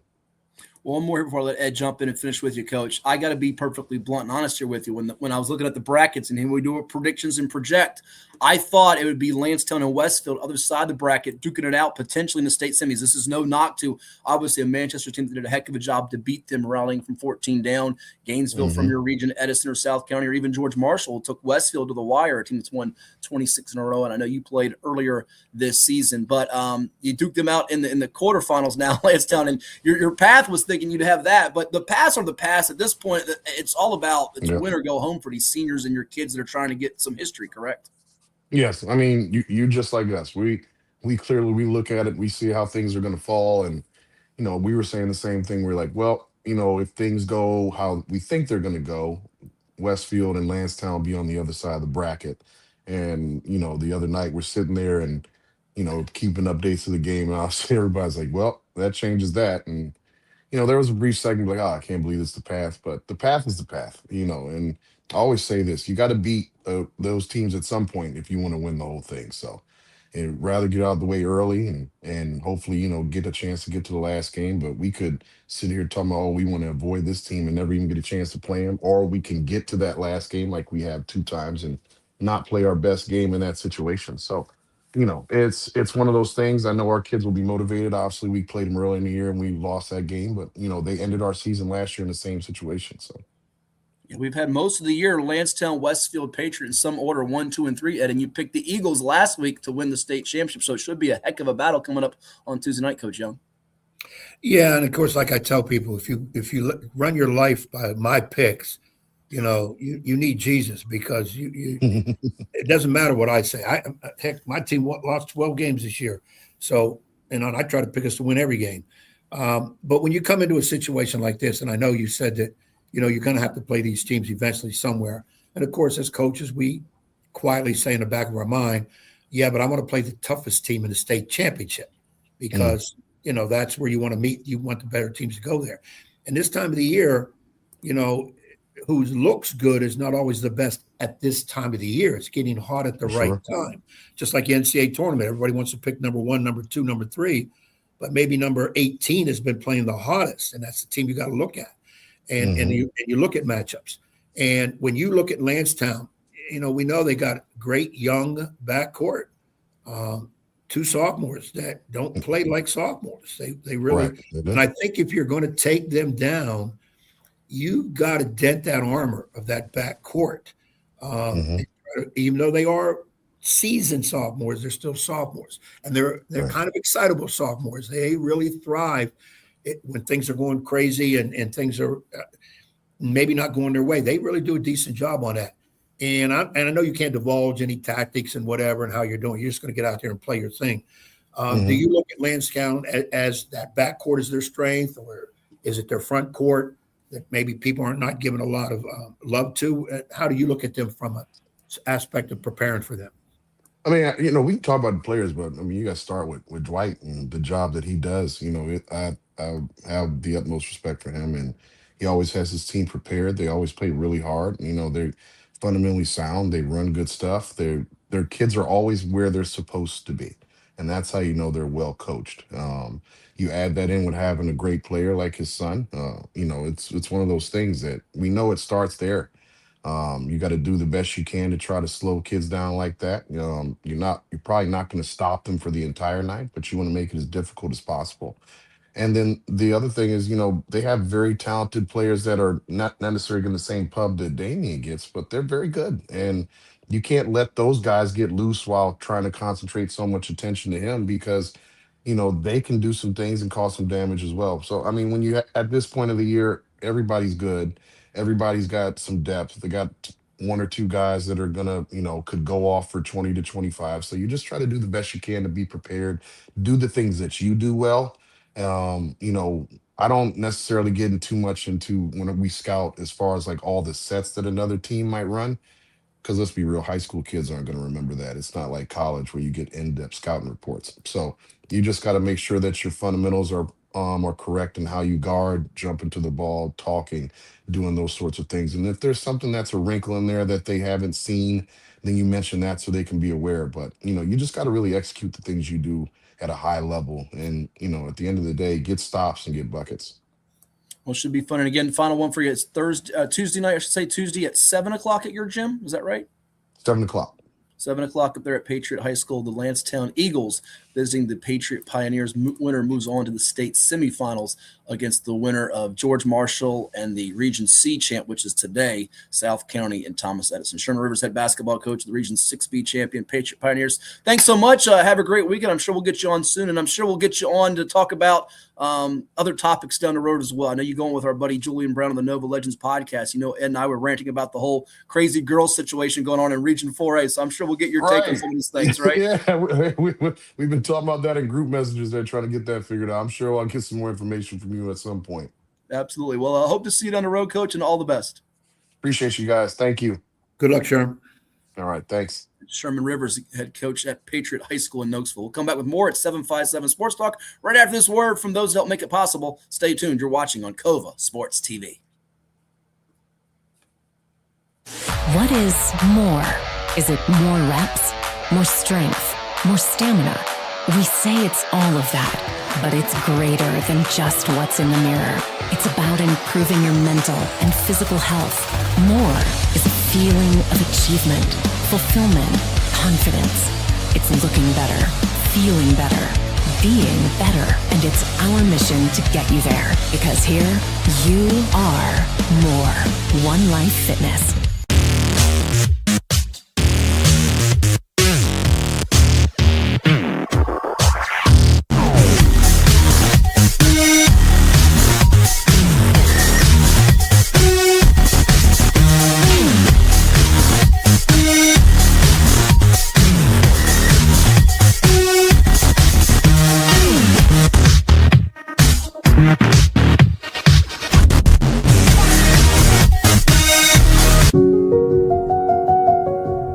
As a banker at Town Bank, we believe that people bank with people, not with banks. You're looking for an actual personal relationship, and that's what you get at our bank. You get that person that gets to know you, gets to know your business, is there for you. I think that is what motivates us, what drives us, and the idea that we are trying to serve others and enrich lives, I think is very true.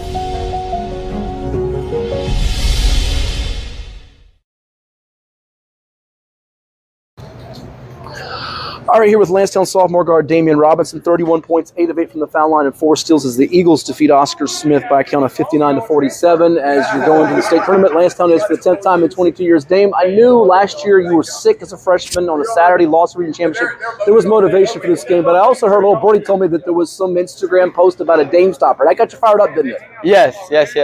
So coming to this game, we knew keep our composure. Don't get into all the hype about this game. It was a lot of noise coming into this game, but we know we get that a lot. So keeping our composure and coming out here and playing our game, not listening to nobody, just play your game, and we knew we would come out on top. Speaking of noise, it was a packed crowd, sell out what you expect here at these big games. How much joy and satisfaction did you take with you and your team being able to silence the crowd for Oscar Smith? When I'm playing, when our team's playing, we don't really notice the crowd. We just know it's us versus them. They might want to get the crowd amped up, but when I'm in the mode, when our team's in the mode, it's hard to stop us. Certainly, your performance tonight drew a lot of eyeballs, 31 points. But I feel like this entire team, I mentioned to Coach, that the performance and breakout of Josiah Law is helping you guys elevate as a group. How much have you noticed in practice in just the last few weeks, his game taking up a step and helping him take that step up too?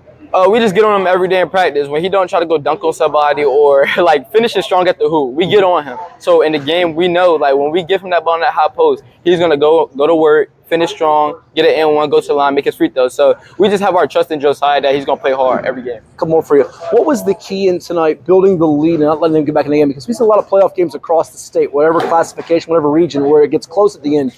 You all didn't let that happen. Why so?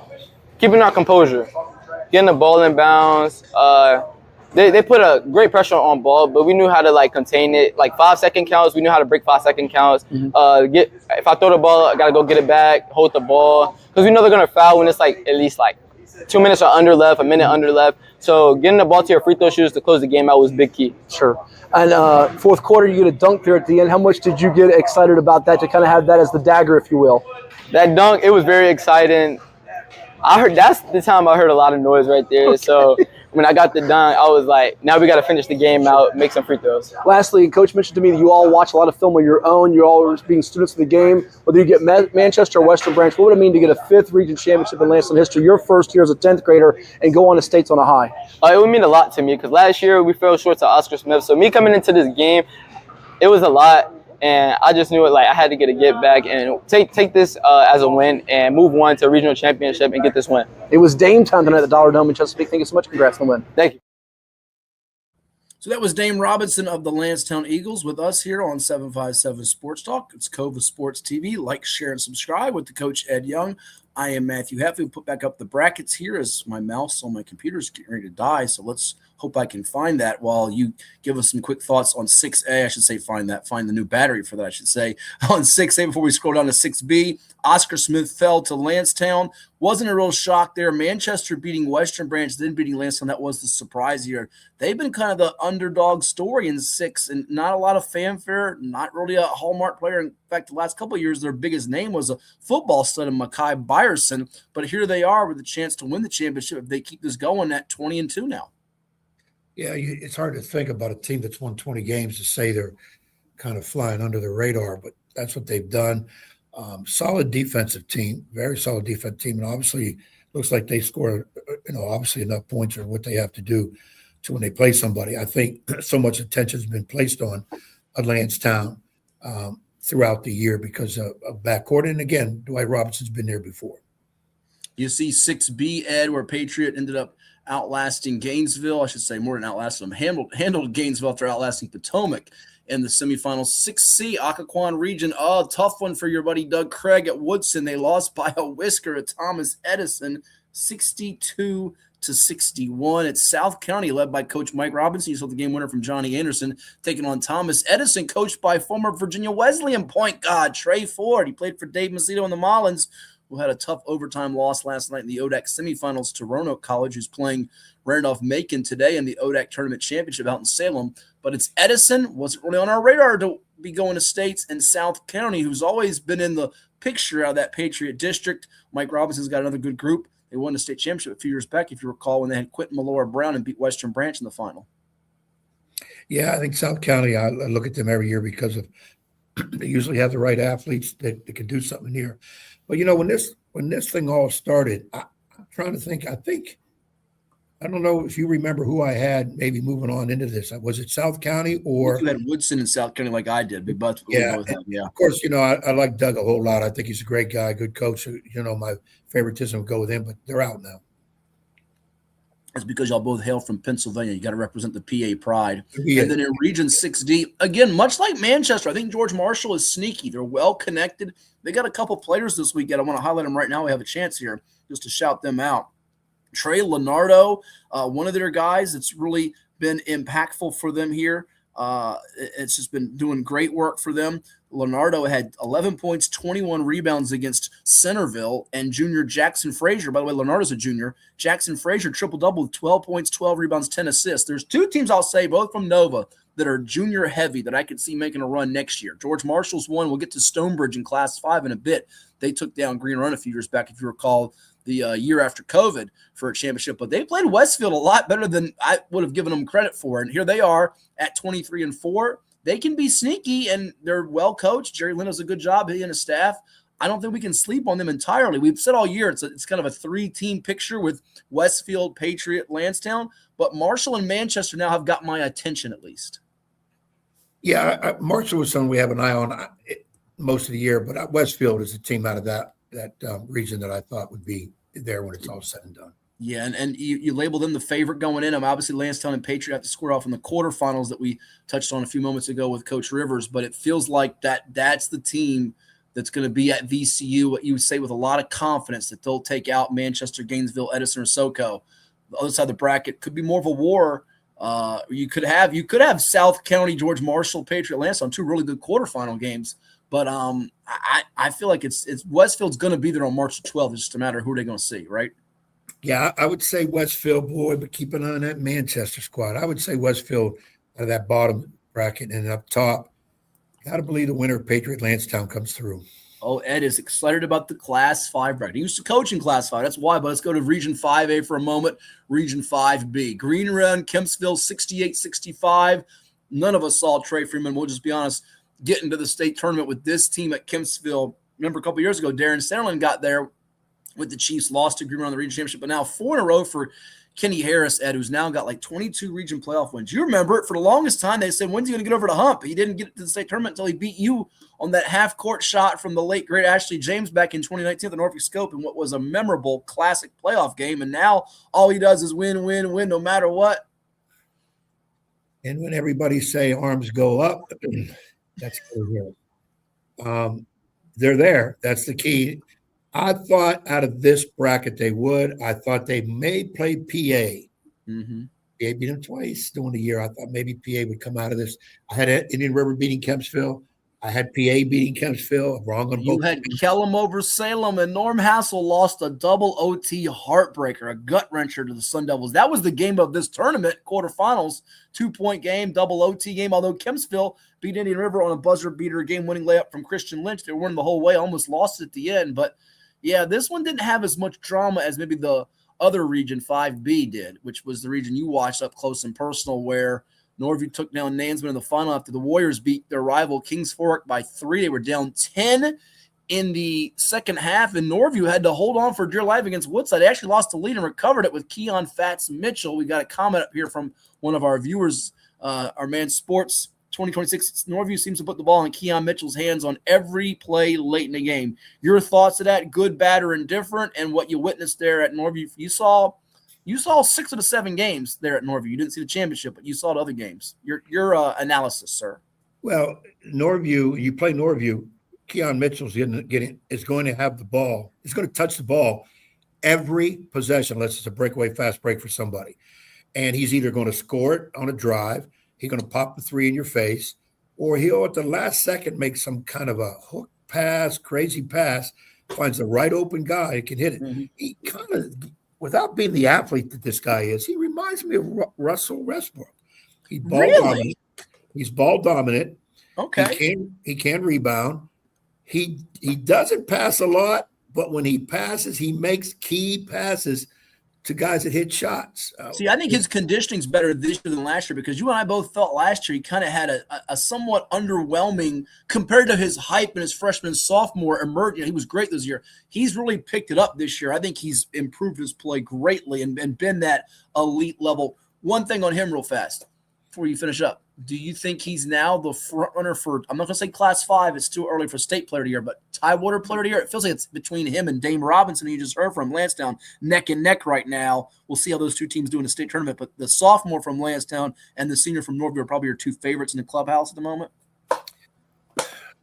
Like Barksdale and Cash Jackson last year, and then Cash Jackson beat them head-to-head. They won't play each other, Ed. They're in different divisions. So last year, Jackson got the better of Silas and got the award.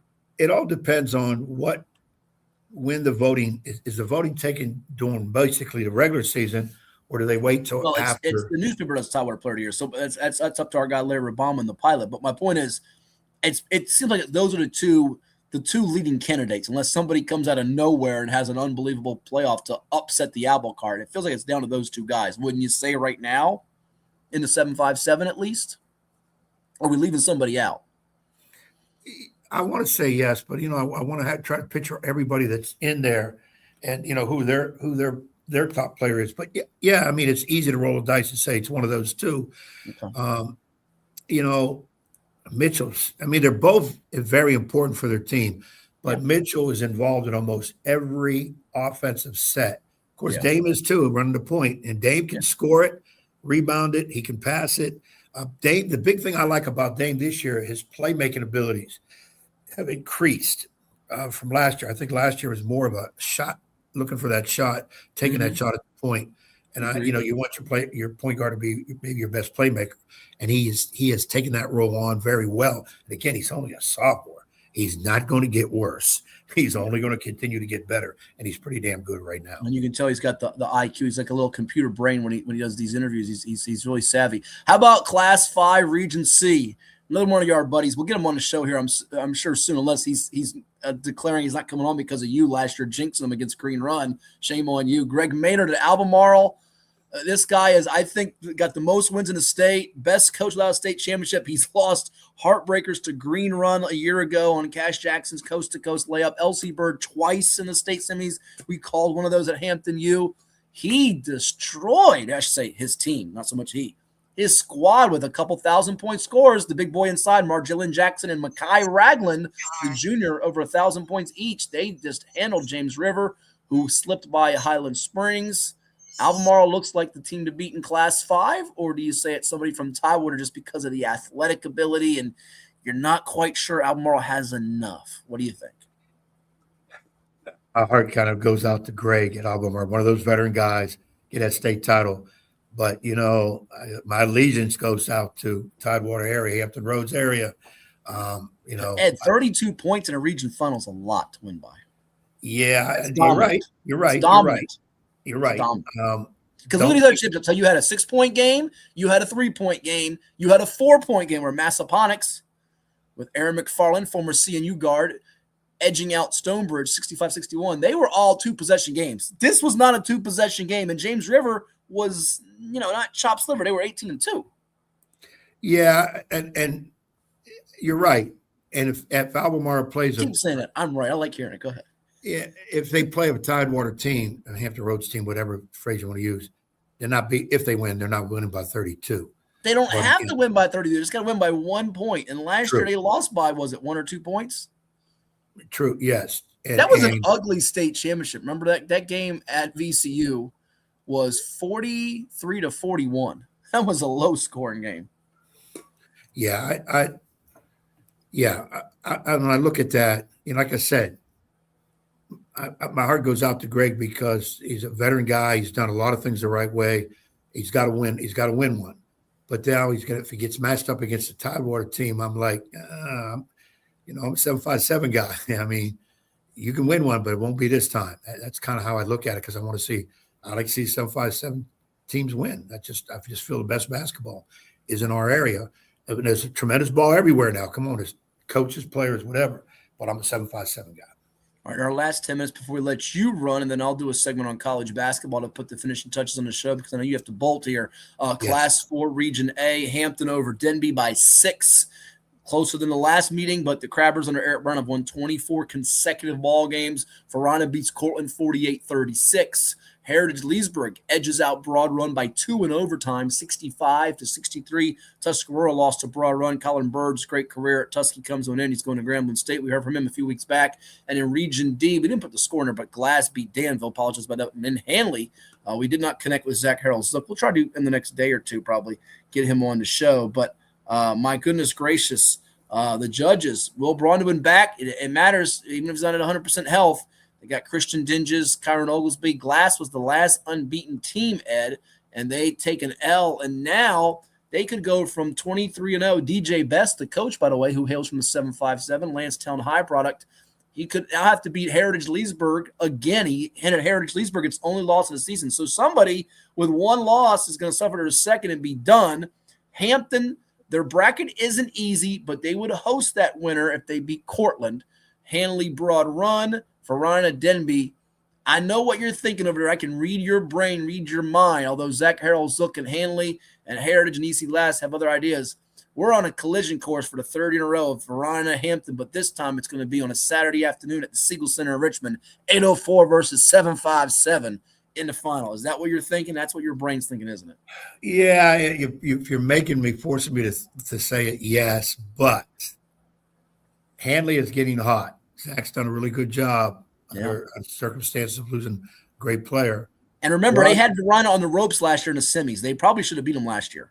And Broad Run is not a bad team either. Now, we saw them, VA Live? Yeah. We saw them and Heritage Leesburg and EC Glass. They're all, listen, this 4 bracket, it's not as cut and dry as we're thinking, this is the championship collision course, Menchville, PA girls, or Westfield against the winner of Patriot, Lansdowne. There's about, to me, of the 8 teams, I think legitimately 6 or 7 can win a championship. Sorry to Cortland. I don't think they've overachieved to me, but I think the rest of them all could win the title and get there. And I'll say this to Cortland. I'll give you props, but you're playing Hampton, who I think still of all these is the best. That's just a monster team. They could win a game against anybody in this field, but I said some other teams in this field. I should say not anybody, but I think Hampton's the wrong matchup for them. I think other 7 though have a legit chance to get to the final, and that even includes Denby going on the road against Verona because I don't think that's an insurmountable game. They're going to do some things right and certainly limit Damari Carter on the backboards, but it's there. It's doable. Denby has a couple signature wins. How do we need to say? How they hit that half-court shot to beat Norview. Yeah, Callan Morrison. And to beat somebody on a half-court shot, that means you had to be close to them pretty much the whole game, and they were. So, I love Verona, but watch out for Denby. Ed's an expert at half-court shots, even though he lost one. Class 5, lost one. She lost on one. Green Run, Nans, whenever. The last time they scored off in the playoffs, we remember what happened. It was a half-court shot in 2019. Will the Warriors get some revenge? And how about this? If they don't, Green Run would host Albemarle potentially if they beat Stonebridge in the state semis in Virginia Beach. How about the storyline there? Do the Patriots exact some revenge on Green Run from last year's heartbreaking loss with Raglan and Jackson leading the way? Some great storylines in Norview. Kempsville in the quarters, Massaponax, James River, Midlothian. And by the way, can I crow now? I took a lot of flack from you and others for putting Massaponax number 1 in the state. If they get to VCU, you all better shut up. I think you all should be quiet now because here they are at 21-6. That hard schedule playing Varina and Woodside and some of those teams, it's paying off now, isn't it? Yeah, I was one of those ones that said, because I saw Massaponax play earlier in the year, I wasn't overly impressed. Good team. Played but Hampton. Remember they played Hampton too? Yeah. Right. I wasn't overly impressed, but they're there, 21 wins. I think they win this one. I think they'll end up playing Norview. So they'll get to those semis. I like Norview on the bottom, though. The top. Their path, I like it too. Now, listen, Massaponax could get them. That's a sneaky game. But I think Norview's that side of the bracket is much easier to navigate than the other side of the bracket, isn't it? Yeah. Other side, you can almost make a case for any of those four teams. Yeah. Of course, I'm a 757 guy, so one of them is getting to the semis, and it is two places I've coached, two coaches that I have, I'm very fond of both. A longtime friend for Kenny, and of course, Joe Hassell was my assistant for 3 years, took over for me. You can be the honorary throw the ball up guy. It can be you. That's right. That's right. I had a couple of great years. Of Green Run and a 20-year run at Nansman. So let me just say this. I'm going for 757. And who's going to pin me down to say, well, which team? Well, if you look at my background, where I was and how long and so forth and so on, I think you see where I'm leaning. And I think – matter of fact, you've coached 3 of these teams, Green Run, Nansman, and Norview. This is the Ed Young bracket, ladies and germs. Yeah, that's right. Some 6 great years at Norview, great time at Norview. Yeah. So yeah, it's 3 teams there, and I'm hoping 2 757s in the state championship, and I'm able to broadcast that game. That's what I want to see. I hate to break it to you. I don't think it's going to happen. I'm going on a limb right now before Tuesday, and I change it. I'm going to say right now it's Albemarle, Norview in the final, and I give the edge to Albemarle. You heard what I said. I think and again, I think Albemarle won't let Mitchell by himself go score 30 or 40. It'll take the other Mitchell, Marty Mitchell, Zamarion Mitchell to get going, and he can. He's going to have to get hot, though, at the single center floor, and we'll see if they can contain the inside play of Albemarle if they get there, and that happens. We did 4, we did 5, we did 6. Let's quickly go to the 3. We'll do more in a regional talk later. You got Petersburg, Lake Tenor. We touched on that earlier, I think. Did we touch on Class 2 at all, the boys? I don't think we did for the state bracket. Floyd County, Graham, Central Wise. We still have some matchups to decide some of this. Yeah. But right now, I like Floyd's chances a lot. I feel like it could be a Floyd-TJ matchup in Richmond, which would be interesting. And in 1, we've only got 2 teams solidified their spots, but Luray, I like their chances. They got Matthew Owens, the sharpshooter going to JMU. I like their chances a lot. They're on the boys' side. Yeah, I agree too. I think it's Luray. I got eyes on Patrick Henry and also Northumberland.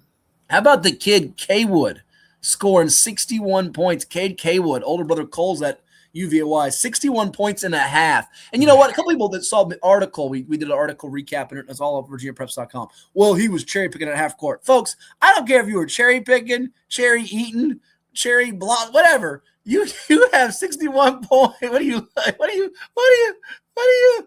listen, 61 points and a half is impossible to do, and he did it. Yeah, but if you were cherry picking or eating, that's not cool. That's not cool. And to get 61 points and a half, you are shooting the ball. I mean, even when you don't have it. They're trying to hate on it. Well, he did it in a playoff game. That is insane. Yeah. And didn't you say he had a lot of assists too, was it? No, the other guard had 20 assists. The guard had the 22 to him. I got you. Okay. Street's his name. Yeah, I think it was Cade Street. I don't want to butcher his name, but I think it was Mr. Street. We wrote about it on Virginia Press. Yeah, let me be the one to butcher names because I'm pretty good at that. Yeah, you're good. On the girls' side, we didn't do 3 real quick because we did all that focus on 4. Lake Tenor girls going back to state, Sandra Sawyer. We thought it would happen, just like Hampton beating a Bay River school on the girls' side. We thought her team would get it over a New Kent, and they did. Parker's 1,000-point scorer. She's got some pieces there. They lost to Hopewell, who took down Petersburg. And by the way, Coach Edmonds over at Hopewell, she's closing on 200 career wins. Done a nice job. Skyline beats James Monroe. Spotswood over Western Albemarle, 45-22. I think it might be the time here for Coach Dodson at Spotswood to get another championship. Abingdon Stanton River is today.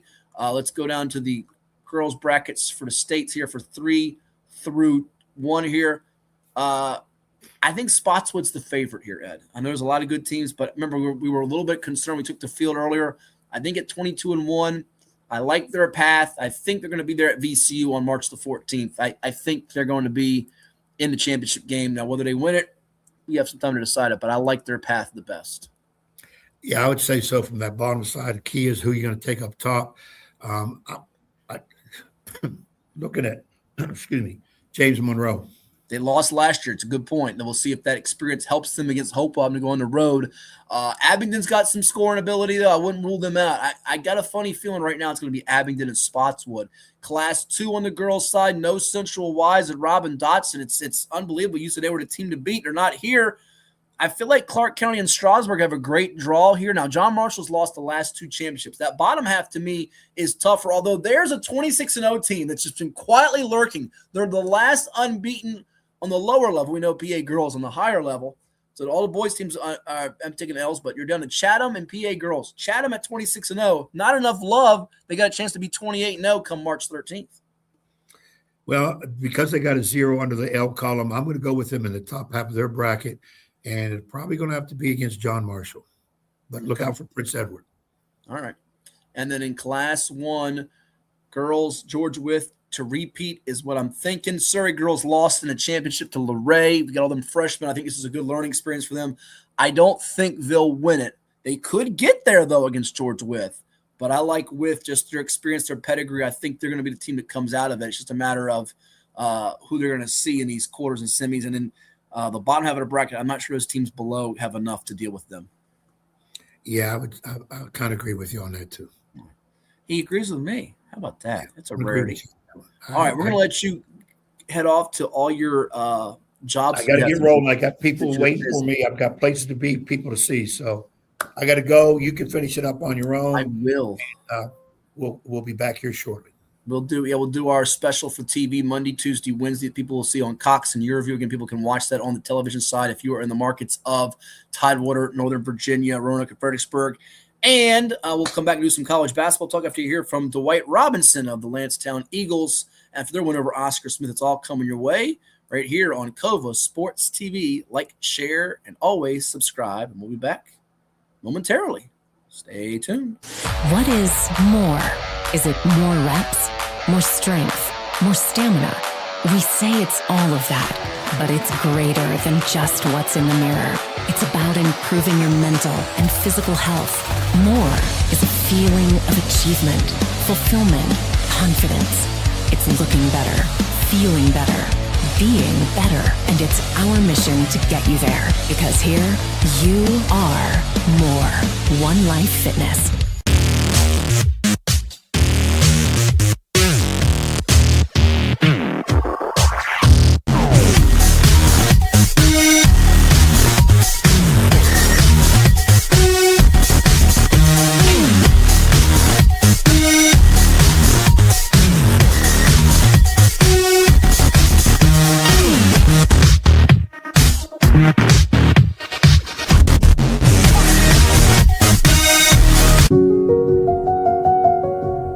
As a banker at Town Bank, we believe that people bank with people, not with banks. You're looking for an actual personal relationship, and that's what you get at our bank. You get that person that gets to know you, gets to know your business, is there for you. I think that is what motivates us, what drives us, and the idea that we are trying to serve others and enrich lives, I think is very true.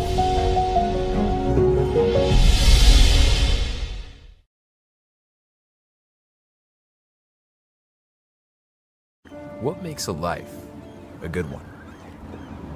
Is it our adventures? Or the friends we find along the way? Is it the challenges we conquer together?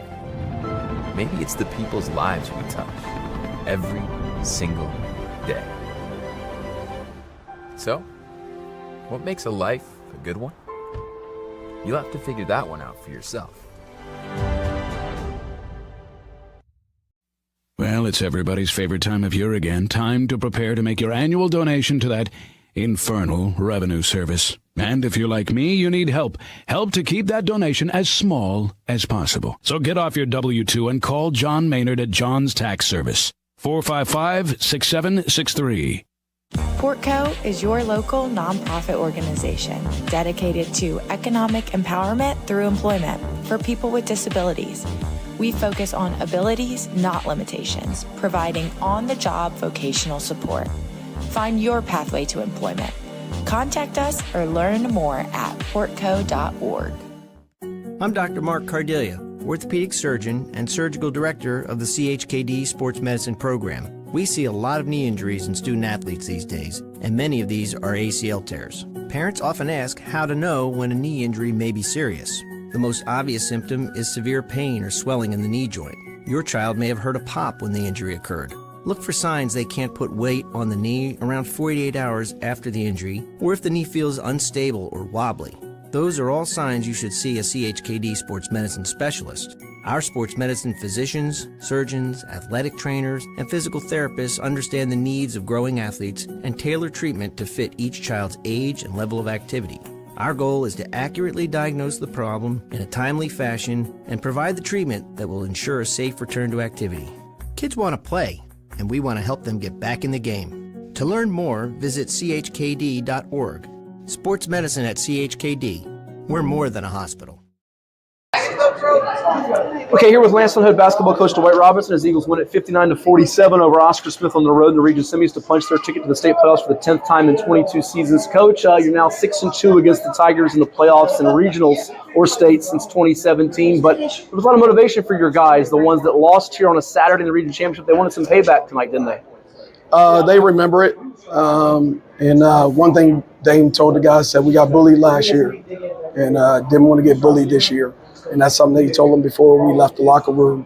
And so we did come out with some good energy early on, and we wanted to attack the basket as much as possible, but we needed to be strong through the contact. And so that was something that we talked about all week and we tried to work on. Speaking of your son, Damian Robinson, the sophomore tonight, 31 points, a perfect 8 of 8 from the foul line, which I know as a coach makes you happy, but even more impressive, just the efficiency. He didn't commit his first turnover until the fourth quarter, which was, from my vantage point, a little bit of a questionable offensive foul call. Yeah, he's just gotten better and better and better. And if you look at every big game we've had, he's probably had maybe 16, I think maybe 14 might be the least amount of points he's had in the first half. Yeah. And then he gets to distributing in the second half. This is not abnormal for what he does. And so, we feel like he can do that most nights, but we do have a lot of other great players, I think, around him, and Chase Johnson and Shaw and Law. And then we have guys off the bench that can put the ball in the hole too. So, he does what we need him to do. And tonight was not a game where you went as deep into your bench, but I'll tell you, the guy who's been the breakout performer is Josiah Law for you. Coming over, I know he played football this year. I don't know if he would have had the type of game, the confidence in his full game to do what he did tonight. 15 points, 6 rebounds, and he's really in a lot of ways not just athletic for you, defends. He's also at times your secondary ball handler too to complement Dame. Yeah, Josiah, as I just said a few minutes ago, he's kind of like our X factor. If Joe plays well, we're really hard to stop. And so as long as Joe's locked in, we feel pretty good about what we're doing out there on the floor. He plays the, really 2 through to 5 for us. And we get some favorable matchups with people trying to guard him, especially if they're a team that tries to switch. Speaking of switching, it looked like you changed some things up defensively early on to keep that off balance. Was that kind of the strategy coming in to let them get comfortable? Yeah, we wanted to make sure that they had to really work and had to think about where the ball was going. We've really been working on our communication in our man, and then when we do run our switch defense or when we go to zone, really been working on how to communicate through that so that we don't get overloaded on one side or, maybe we don't tag the roller. So a lot of stuff we've been working on, for these playoffs in order to, be a better defensive team. Lastly, you're going for your 5th region championship. You know the importance of getting a regional title as you go into state playoffs, but it feels like ever since that game against Petersburg, and this has been a trend for your team for years in January, whether you play in our Virginia Preps Classics or big out-of-district showcase matchups, games of that sort, your team starts to take off a bit. Have you sensed that from this group that they've kind of got hungrier as the playoffs have come here? Honestly, it's It's how they come into practice. That's how I know how prepared we are, how focused we are. When they come in with a lot of energy and they're talking right off the bat and I don't have to prime them, I'm like, we're going to be all right. And so this week, last week when we played Thomas Dale, didn't have to prime them. Didn't have to prime them this week for Oscar Smith. And hopefully tomorrow I don't have to prime them for the championship game. So, I think they're pretty locked in. I know that they're doing film study on their own, so they're able to come in and tell me about their personnel, who they're guarding, what they run. And so I know that they're locked in right now. And so hopefully that shows on Thursday night. Well, thank you so much. Congrats, and we'll see the Eagles in the state tournament. Yeah, thanks, Matt. Hampton Roads has a long-running high school and college sports tradition. It's time to give them the spotlight they deserve. This is 757 Saturday Sports Talk. Here is Matt Hatfield. So you heard from Dwight Robinson, head basketball coach of the Lansdowne Eagles, who beat Oscar Smith in the region semis before falling to Manchester in the region 6A final. Will be traveling to take on Patriot in the state quarterfinals back here on 757 Sports Talk. It's now time to give us a little bit of time before we delve into some college hoops on the VISAA, the private school scene, as there are some matchups on the private school side, on the boys' side that we haven't touched on yet. Championship games today going on at Benedictine at 6 o'clock. It's Paul VI against Bishop O'Connell. PVI just stockpile with talent as usual. Jordan Smith, who's headed to Arkansas to play his college hoops in Fayetteville in the SEC. They've gotten the better of O'Connell before, WCAC tournament, and in general. And you see their matchup with O'Connell coming up today at 6 o'clock. O'Connell took out Highland, who won the championship, of course, last year when they had Nate Amin, who's also playing in the SEC for Rick Barnes and the Tennessee Volunteers, who suffered a difficult loss this week on the road at Missouri. But Ament has been as good as advertised, if not better, projected lottery pick coming out of Highland. But O'Connell, you see there, gets the W. They've got, of course, Darius Bivens, who once upon a time played in the public school side of things. When he was at Alexandria City, which folks still call T.C. Williams, but Blue Ridge lost to PVI, and Blue Ridge is always a really good program under Kate Lemke that was winning championships until they run into a team like PVI. It's just nationally ranked in a machine. 4 o'clock today at Benedictine's Fairfax Christian taking on Miller School, and Coach Merriweather's produced a number of guys. We think of Austin Ball comes to mind, a shooter, and Ryan Crotty. And Fairfax Christian, though, pretty strong. 88 points in the quarterfinals against Seton, 66-50 over Hargrave. Miller won a more of a lower scoring game with Norcross, 45-31 after beating Virginia Episcopal. Earlier in the bracket, you see Norfolk Collegiate lost to Hargrave by 3 there in Division II. As for Division III, you've got Evergreen Christian taking on Stuart Hall. 2 o'clock today at Benedictine. They beat St. Michael the Archangel 57-46. I actually liked what I saw from St. Michael the Archangel. Thought they might get through. They beat Portsmouth Christian in the final round. But Evergreen, led by Mason Ridgeway, the former standout at Riverside, really prolific player for them who's coming to his own. Roanoke Catholic fell to Stuart Hall in the semis after they beat Carmel School. Stuart Hall took down Tandem Friends prior to that. And then your Division IV final that is going on in the next hour at Benedictine, 12 o'clock. Banner Christian, who beat Carlisle by 4, 75-71. Folks have become accustomed to seeing Carlisle in that spot. They actually, Banner Christian played Denby Baptist. How about that for Coach Hopkins and company? Coming out of the Metro, the 3 seed. They beat Amelia Academy and then Hampton Christian. So there's your championship matchups there. We'll take another timeout. Come back with more. You're watching 757 Sports Talk right here, exclusively on Kova Sports TV. Like, share, and always subscribe. For any athlete, making it to the top sometimes comes with a few steps back. That's why parents count on CHKD Sports Medicine, advanced diagnostics, treatment, and rehabilitation for sports injuries just for young athletes like yours. With convenient locations across Hampton Roads and a whole team of experts here to keep your favorite player at the top of their game. CHKD Sports Medicine. Learn more at chkd.org or call the CHKD Sports Injury Hotline. Kova Painting. We don't just paint, we transform spaces. Visit kovapainting.com or call 757-550-7357 and mention the Sportsplex for 10% off of projects over $1,000. What's up at DQ? Oh, just the best deal ever! The $7 Bacon Cheeseburger Meal Deal. Bacon cheeseburger for a limited time, plus fries, drink, and a sundae. Yeah, this is not the time to be modest. It's all full size for just $7. And there's bacon on that burger. The $7 bacon cheeseburger meal deal. Now for a limited time on the $7 meal deal lineup. Only at DQ. Happy tastes good. What does happiness mean to you? Being in the ocean. It's 757 Saturday Sports Talk with Matt Hatfield and the one and only Coach Ed Young. Every Saturday morning at 10 a.m. on Cova Sports TV. From high school football and basketball to the NFL, MLB, college sports, and the NBA, if it's making headlines, they are breaking it down. Bold takes, big-time guests, and a few laughs, especially at the expense of that basketball coach, Ed Young. Catch it on Cox TV and your view, and don't forget to like and subscribe on YouTube at Cova Sports TV.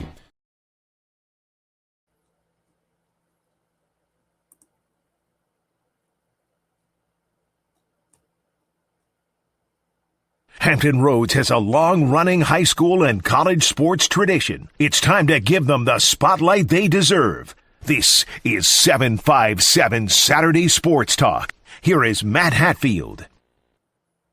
And welcome back to Cova Sports TV and 757 Sports Talk. Matt Hatfield here with you, going solo for the rest of the program as the coach Ed Young tends to some business. And we now go through some college basketball chatter with all of you here on the program. You see on the screen the Field of 68's projected Field of 68 tournament. If it started today, they got UVA, who's playing at Duke at Cameron today in the 4 line in the South. Duke's the one in the East. That UVA matchup, interesting. They've become more offensive-minded under Ryan Odom, led by DeRidder. No, not the Riddler, but DeRidder.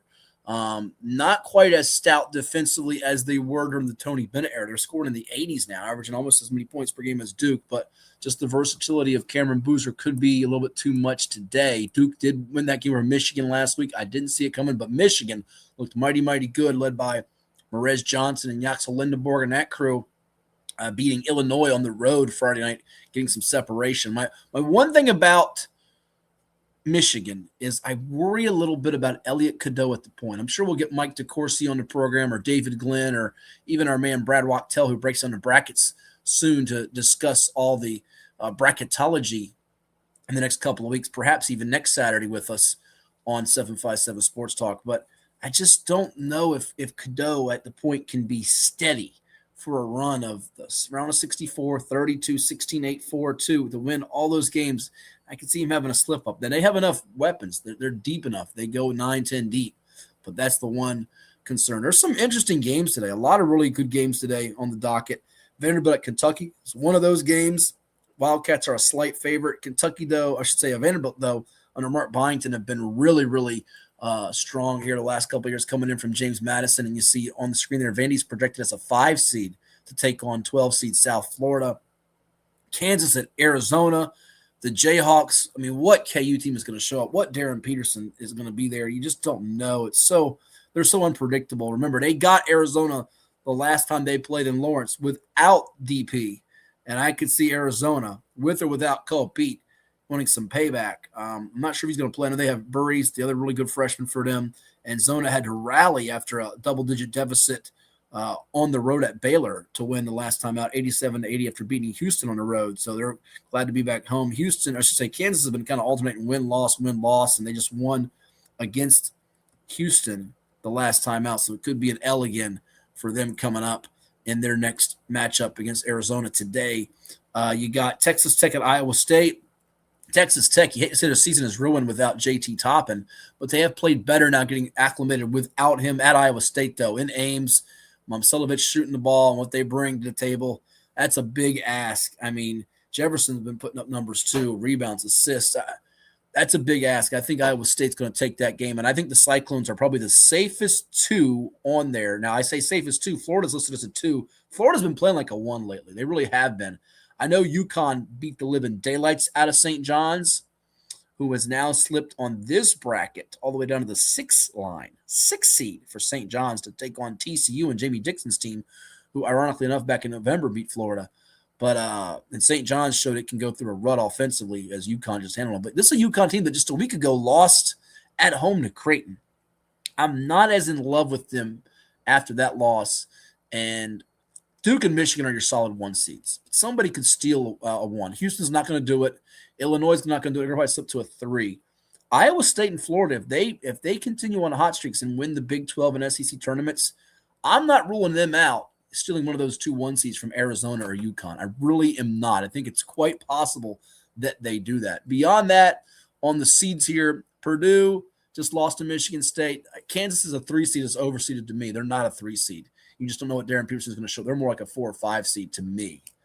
It's interesting that UCF is seated below BYU after they just absolutely manhandled BYU. They're not the same team without Richie Saunders, who shoots the rock incredibly well for them, and then he got hurt. So they have to lean even more on A.J. DeBonsa, who's a projected top 2 pick in the upcoming NBA draft. And then the Miami of Ohio story. They won again. They say unbeaten. They're listed as an 11 seed to play Louisville, who just lost at Carolina this week. Now, Louisville's got themselves a lottery pick, highly projected guard in Mikel Brown, who can light it up, scoring it. Louisville, I know Coach Young had them as his dark horse, his Final Four. It looked like a dark horse there, as is Arkansas as a 5. Arkansas has a lot of talent. Some love Darius Acuff for the NBA. A lot of people are high on him. A few people also question how his game will translate, but there's one thing for sure. That guy is one of the best college guards, bar none.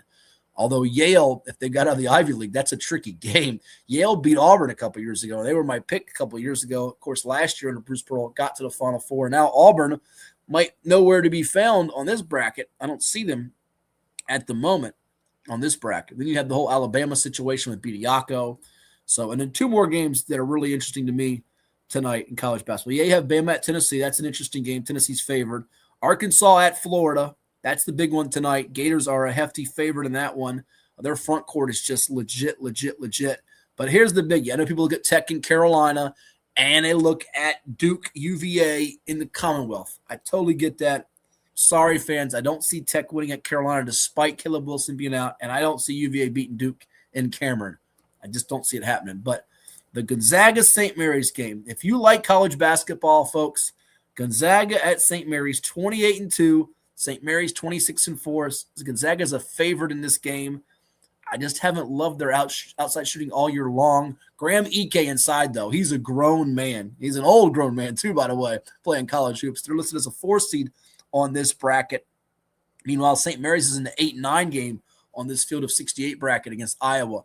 But that game, late tonight, closing it on past midnight, 1 o'clock on the East Coast. It'll be right around, I guess ending at 10 or 11 on the Pacific, on the West Coast. But that game has a chance to be the best game of the day in college hoops. But I'm ready for a big day of college basketball.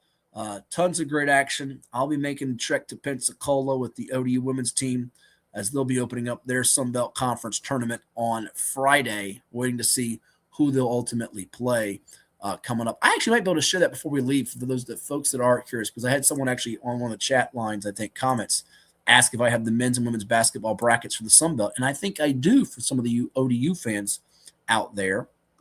And again, waiting to see what happens with the other tournaments that unfold for college hoops with the MEAC, which is held at the Norfolk Scope, and the CAA tournament with William and Mary. And they've never gone to the NCAAs. This is the year they finally break through and do that. Is it going to happen this year? Time will tell. But here's your Sun Belt Conference men's basketball bracket. I'm having it on the screen for you right now. Second year in a row that Troy won the regular season. I thought I had it. Oh, there it is. It's the Canadian Geese bracket, ladies and germs. The Canadian Geese. You can't even see that. It's so hard to see. I can't even zoom in for you. So if you're watching on IG, good luck. I'll have to tell you what is on the screen, because it's like you say, what in the world is this bracket? Well, here's what it is. Your 1 seed is Troy. Your 2 seed is Marshall. This is the men's bracket.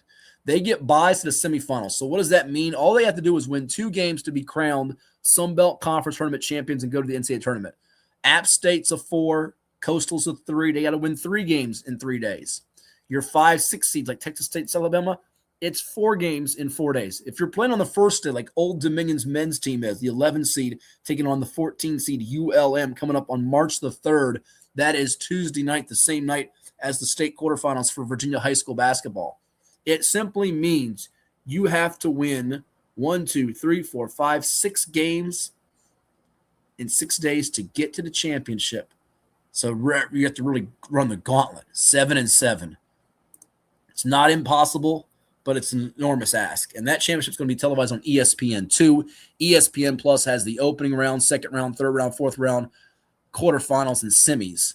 So there you have it. That is for the Sun Belt Conference men's basketball tournament coming up in Pensacola. As for the ladies of ODU, the men are the 11 seed.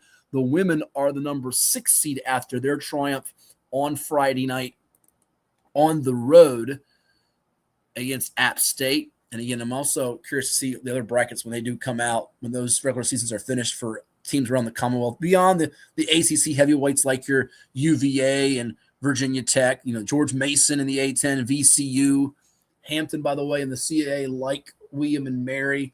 So it'll be interesting. But here's the women's bracket. The 1 seed is Georgia Southern, who wins the regular season title in the second year under Hannah Hayden. Troy is the 2 seed. They lost to South Alabama, had a slip-up. Wouldn't have mattered if they won the game, though, because Georgia Southern had the head-to-head tiebreaker. Arkansas State's the 3. JMU's the 4 seed. By the way, the ODU women did beat Georgia Southern on New Year's Day in double overtime at home. But the ladies of ODU, the 6th seed, so they'll either play Southern Miss, ULM, Louisiana, or Georgia State, and beat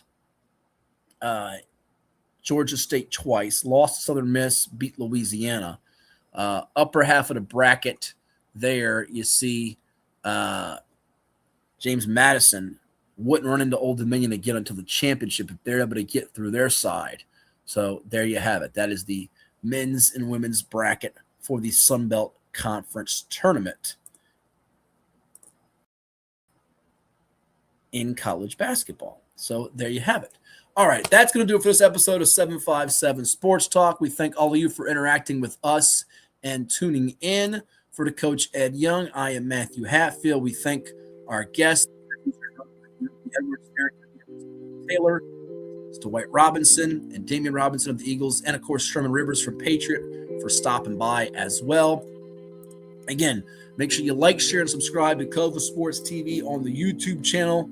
That's where you get all your live streaming of sports, our podcasts, episodes you might have missed, interviews you might have missed, all kinds of sports content and coverage for all of you. And again, log on to virginiapreps.com if you want more of your high school hoops fix all the way through the state tournament. We got links up there to brackets, state tournament brackets all across the board, VHSL, VISAA, and the NFHS network, which will be streaming exclusively the championships once again at the VCU Siegel Center in Richmond, where Coach Young and I will be.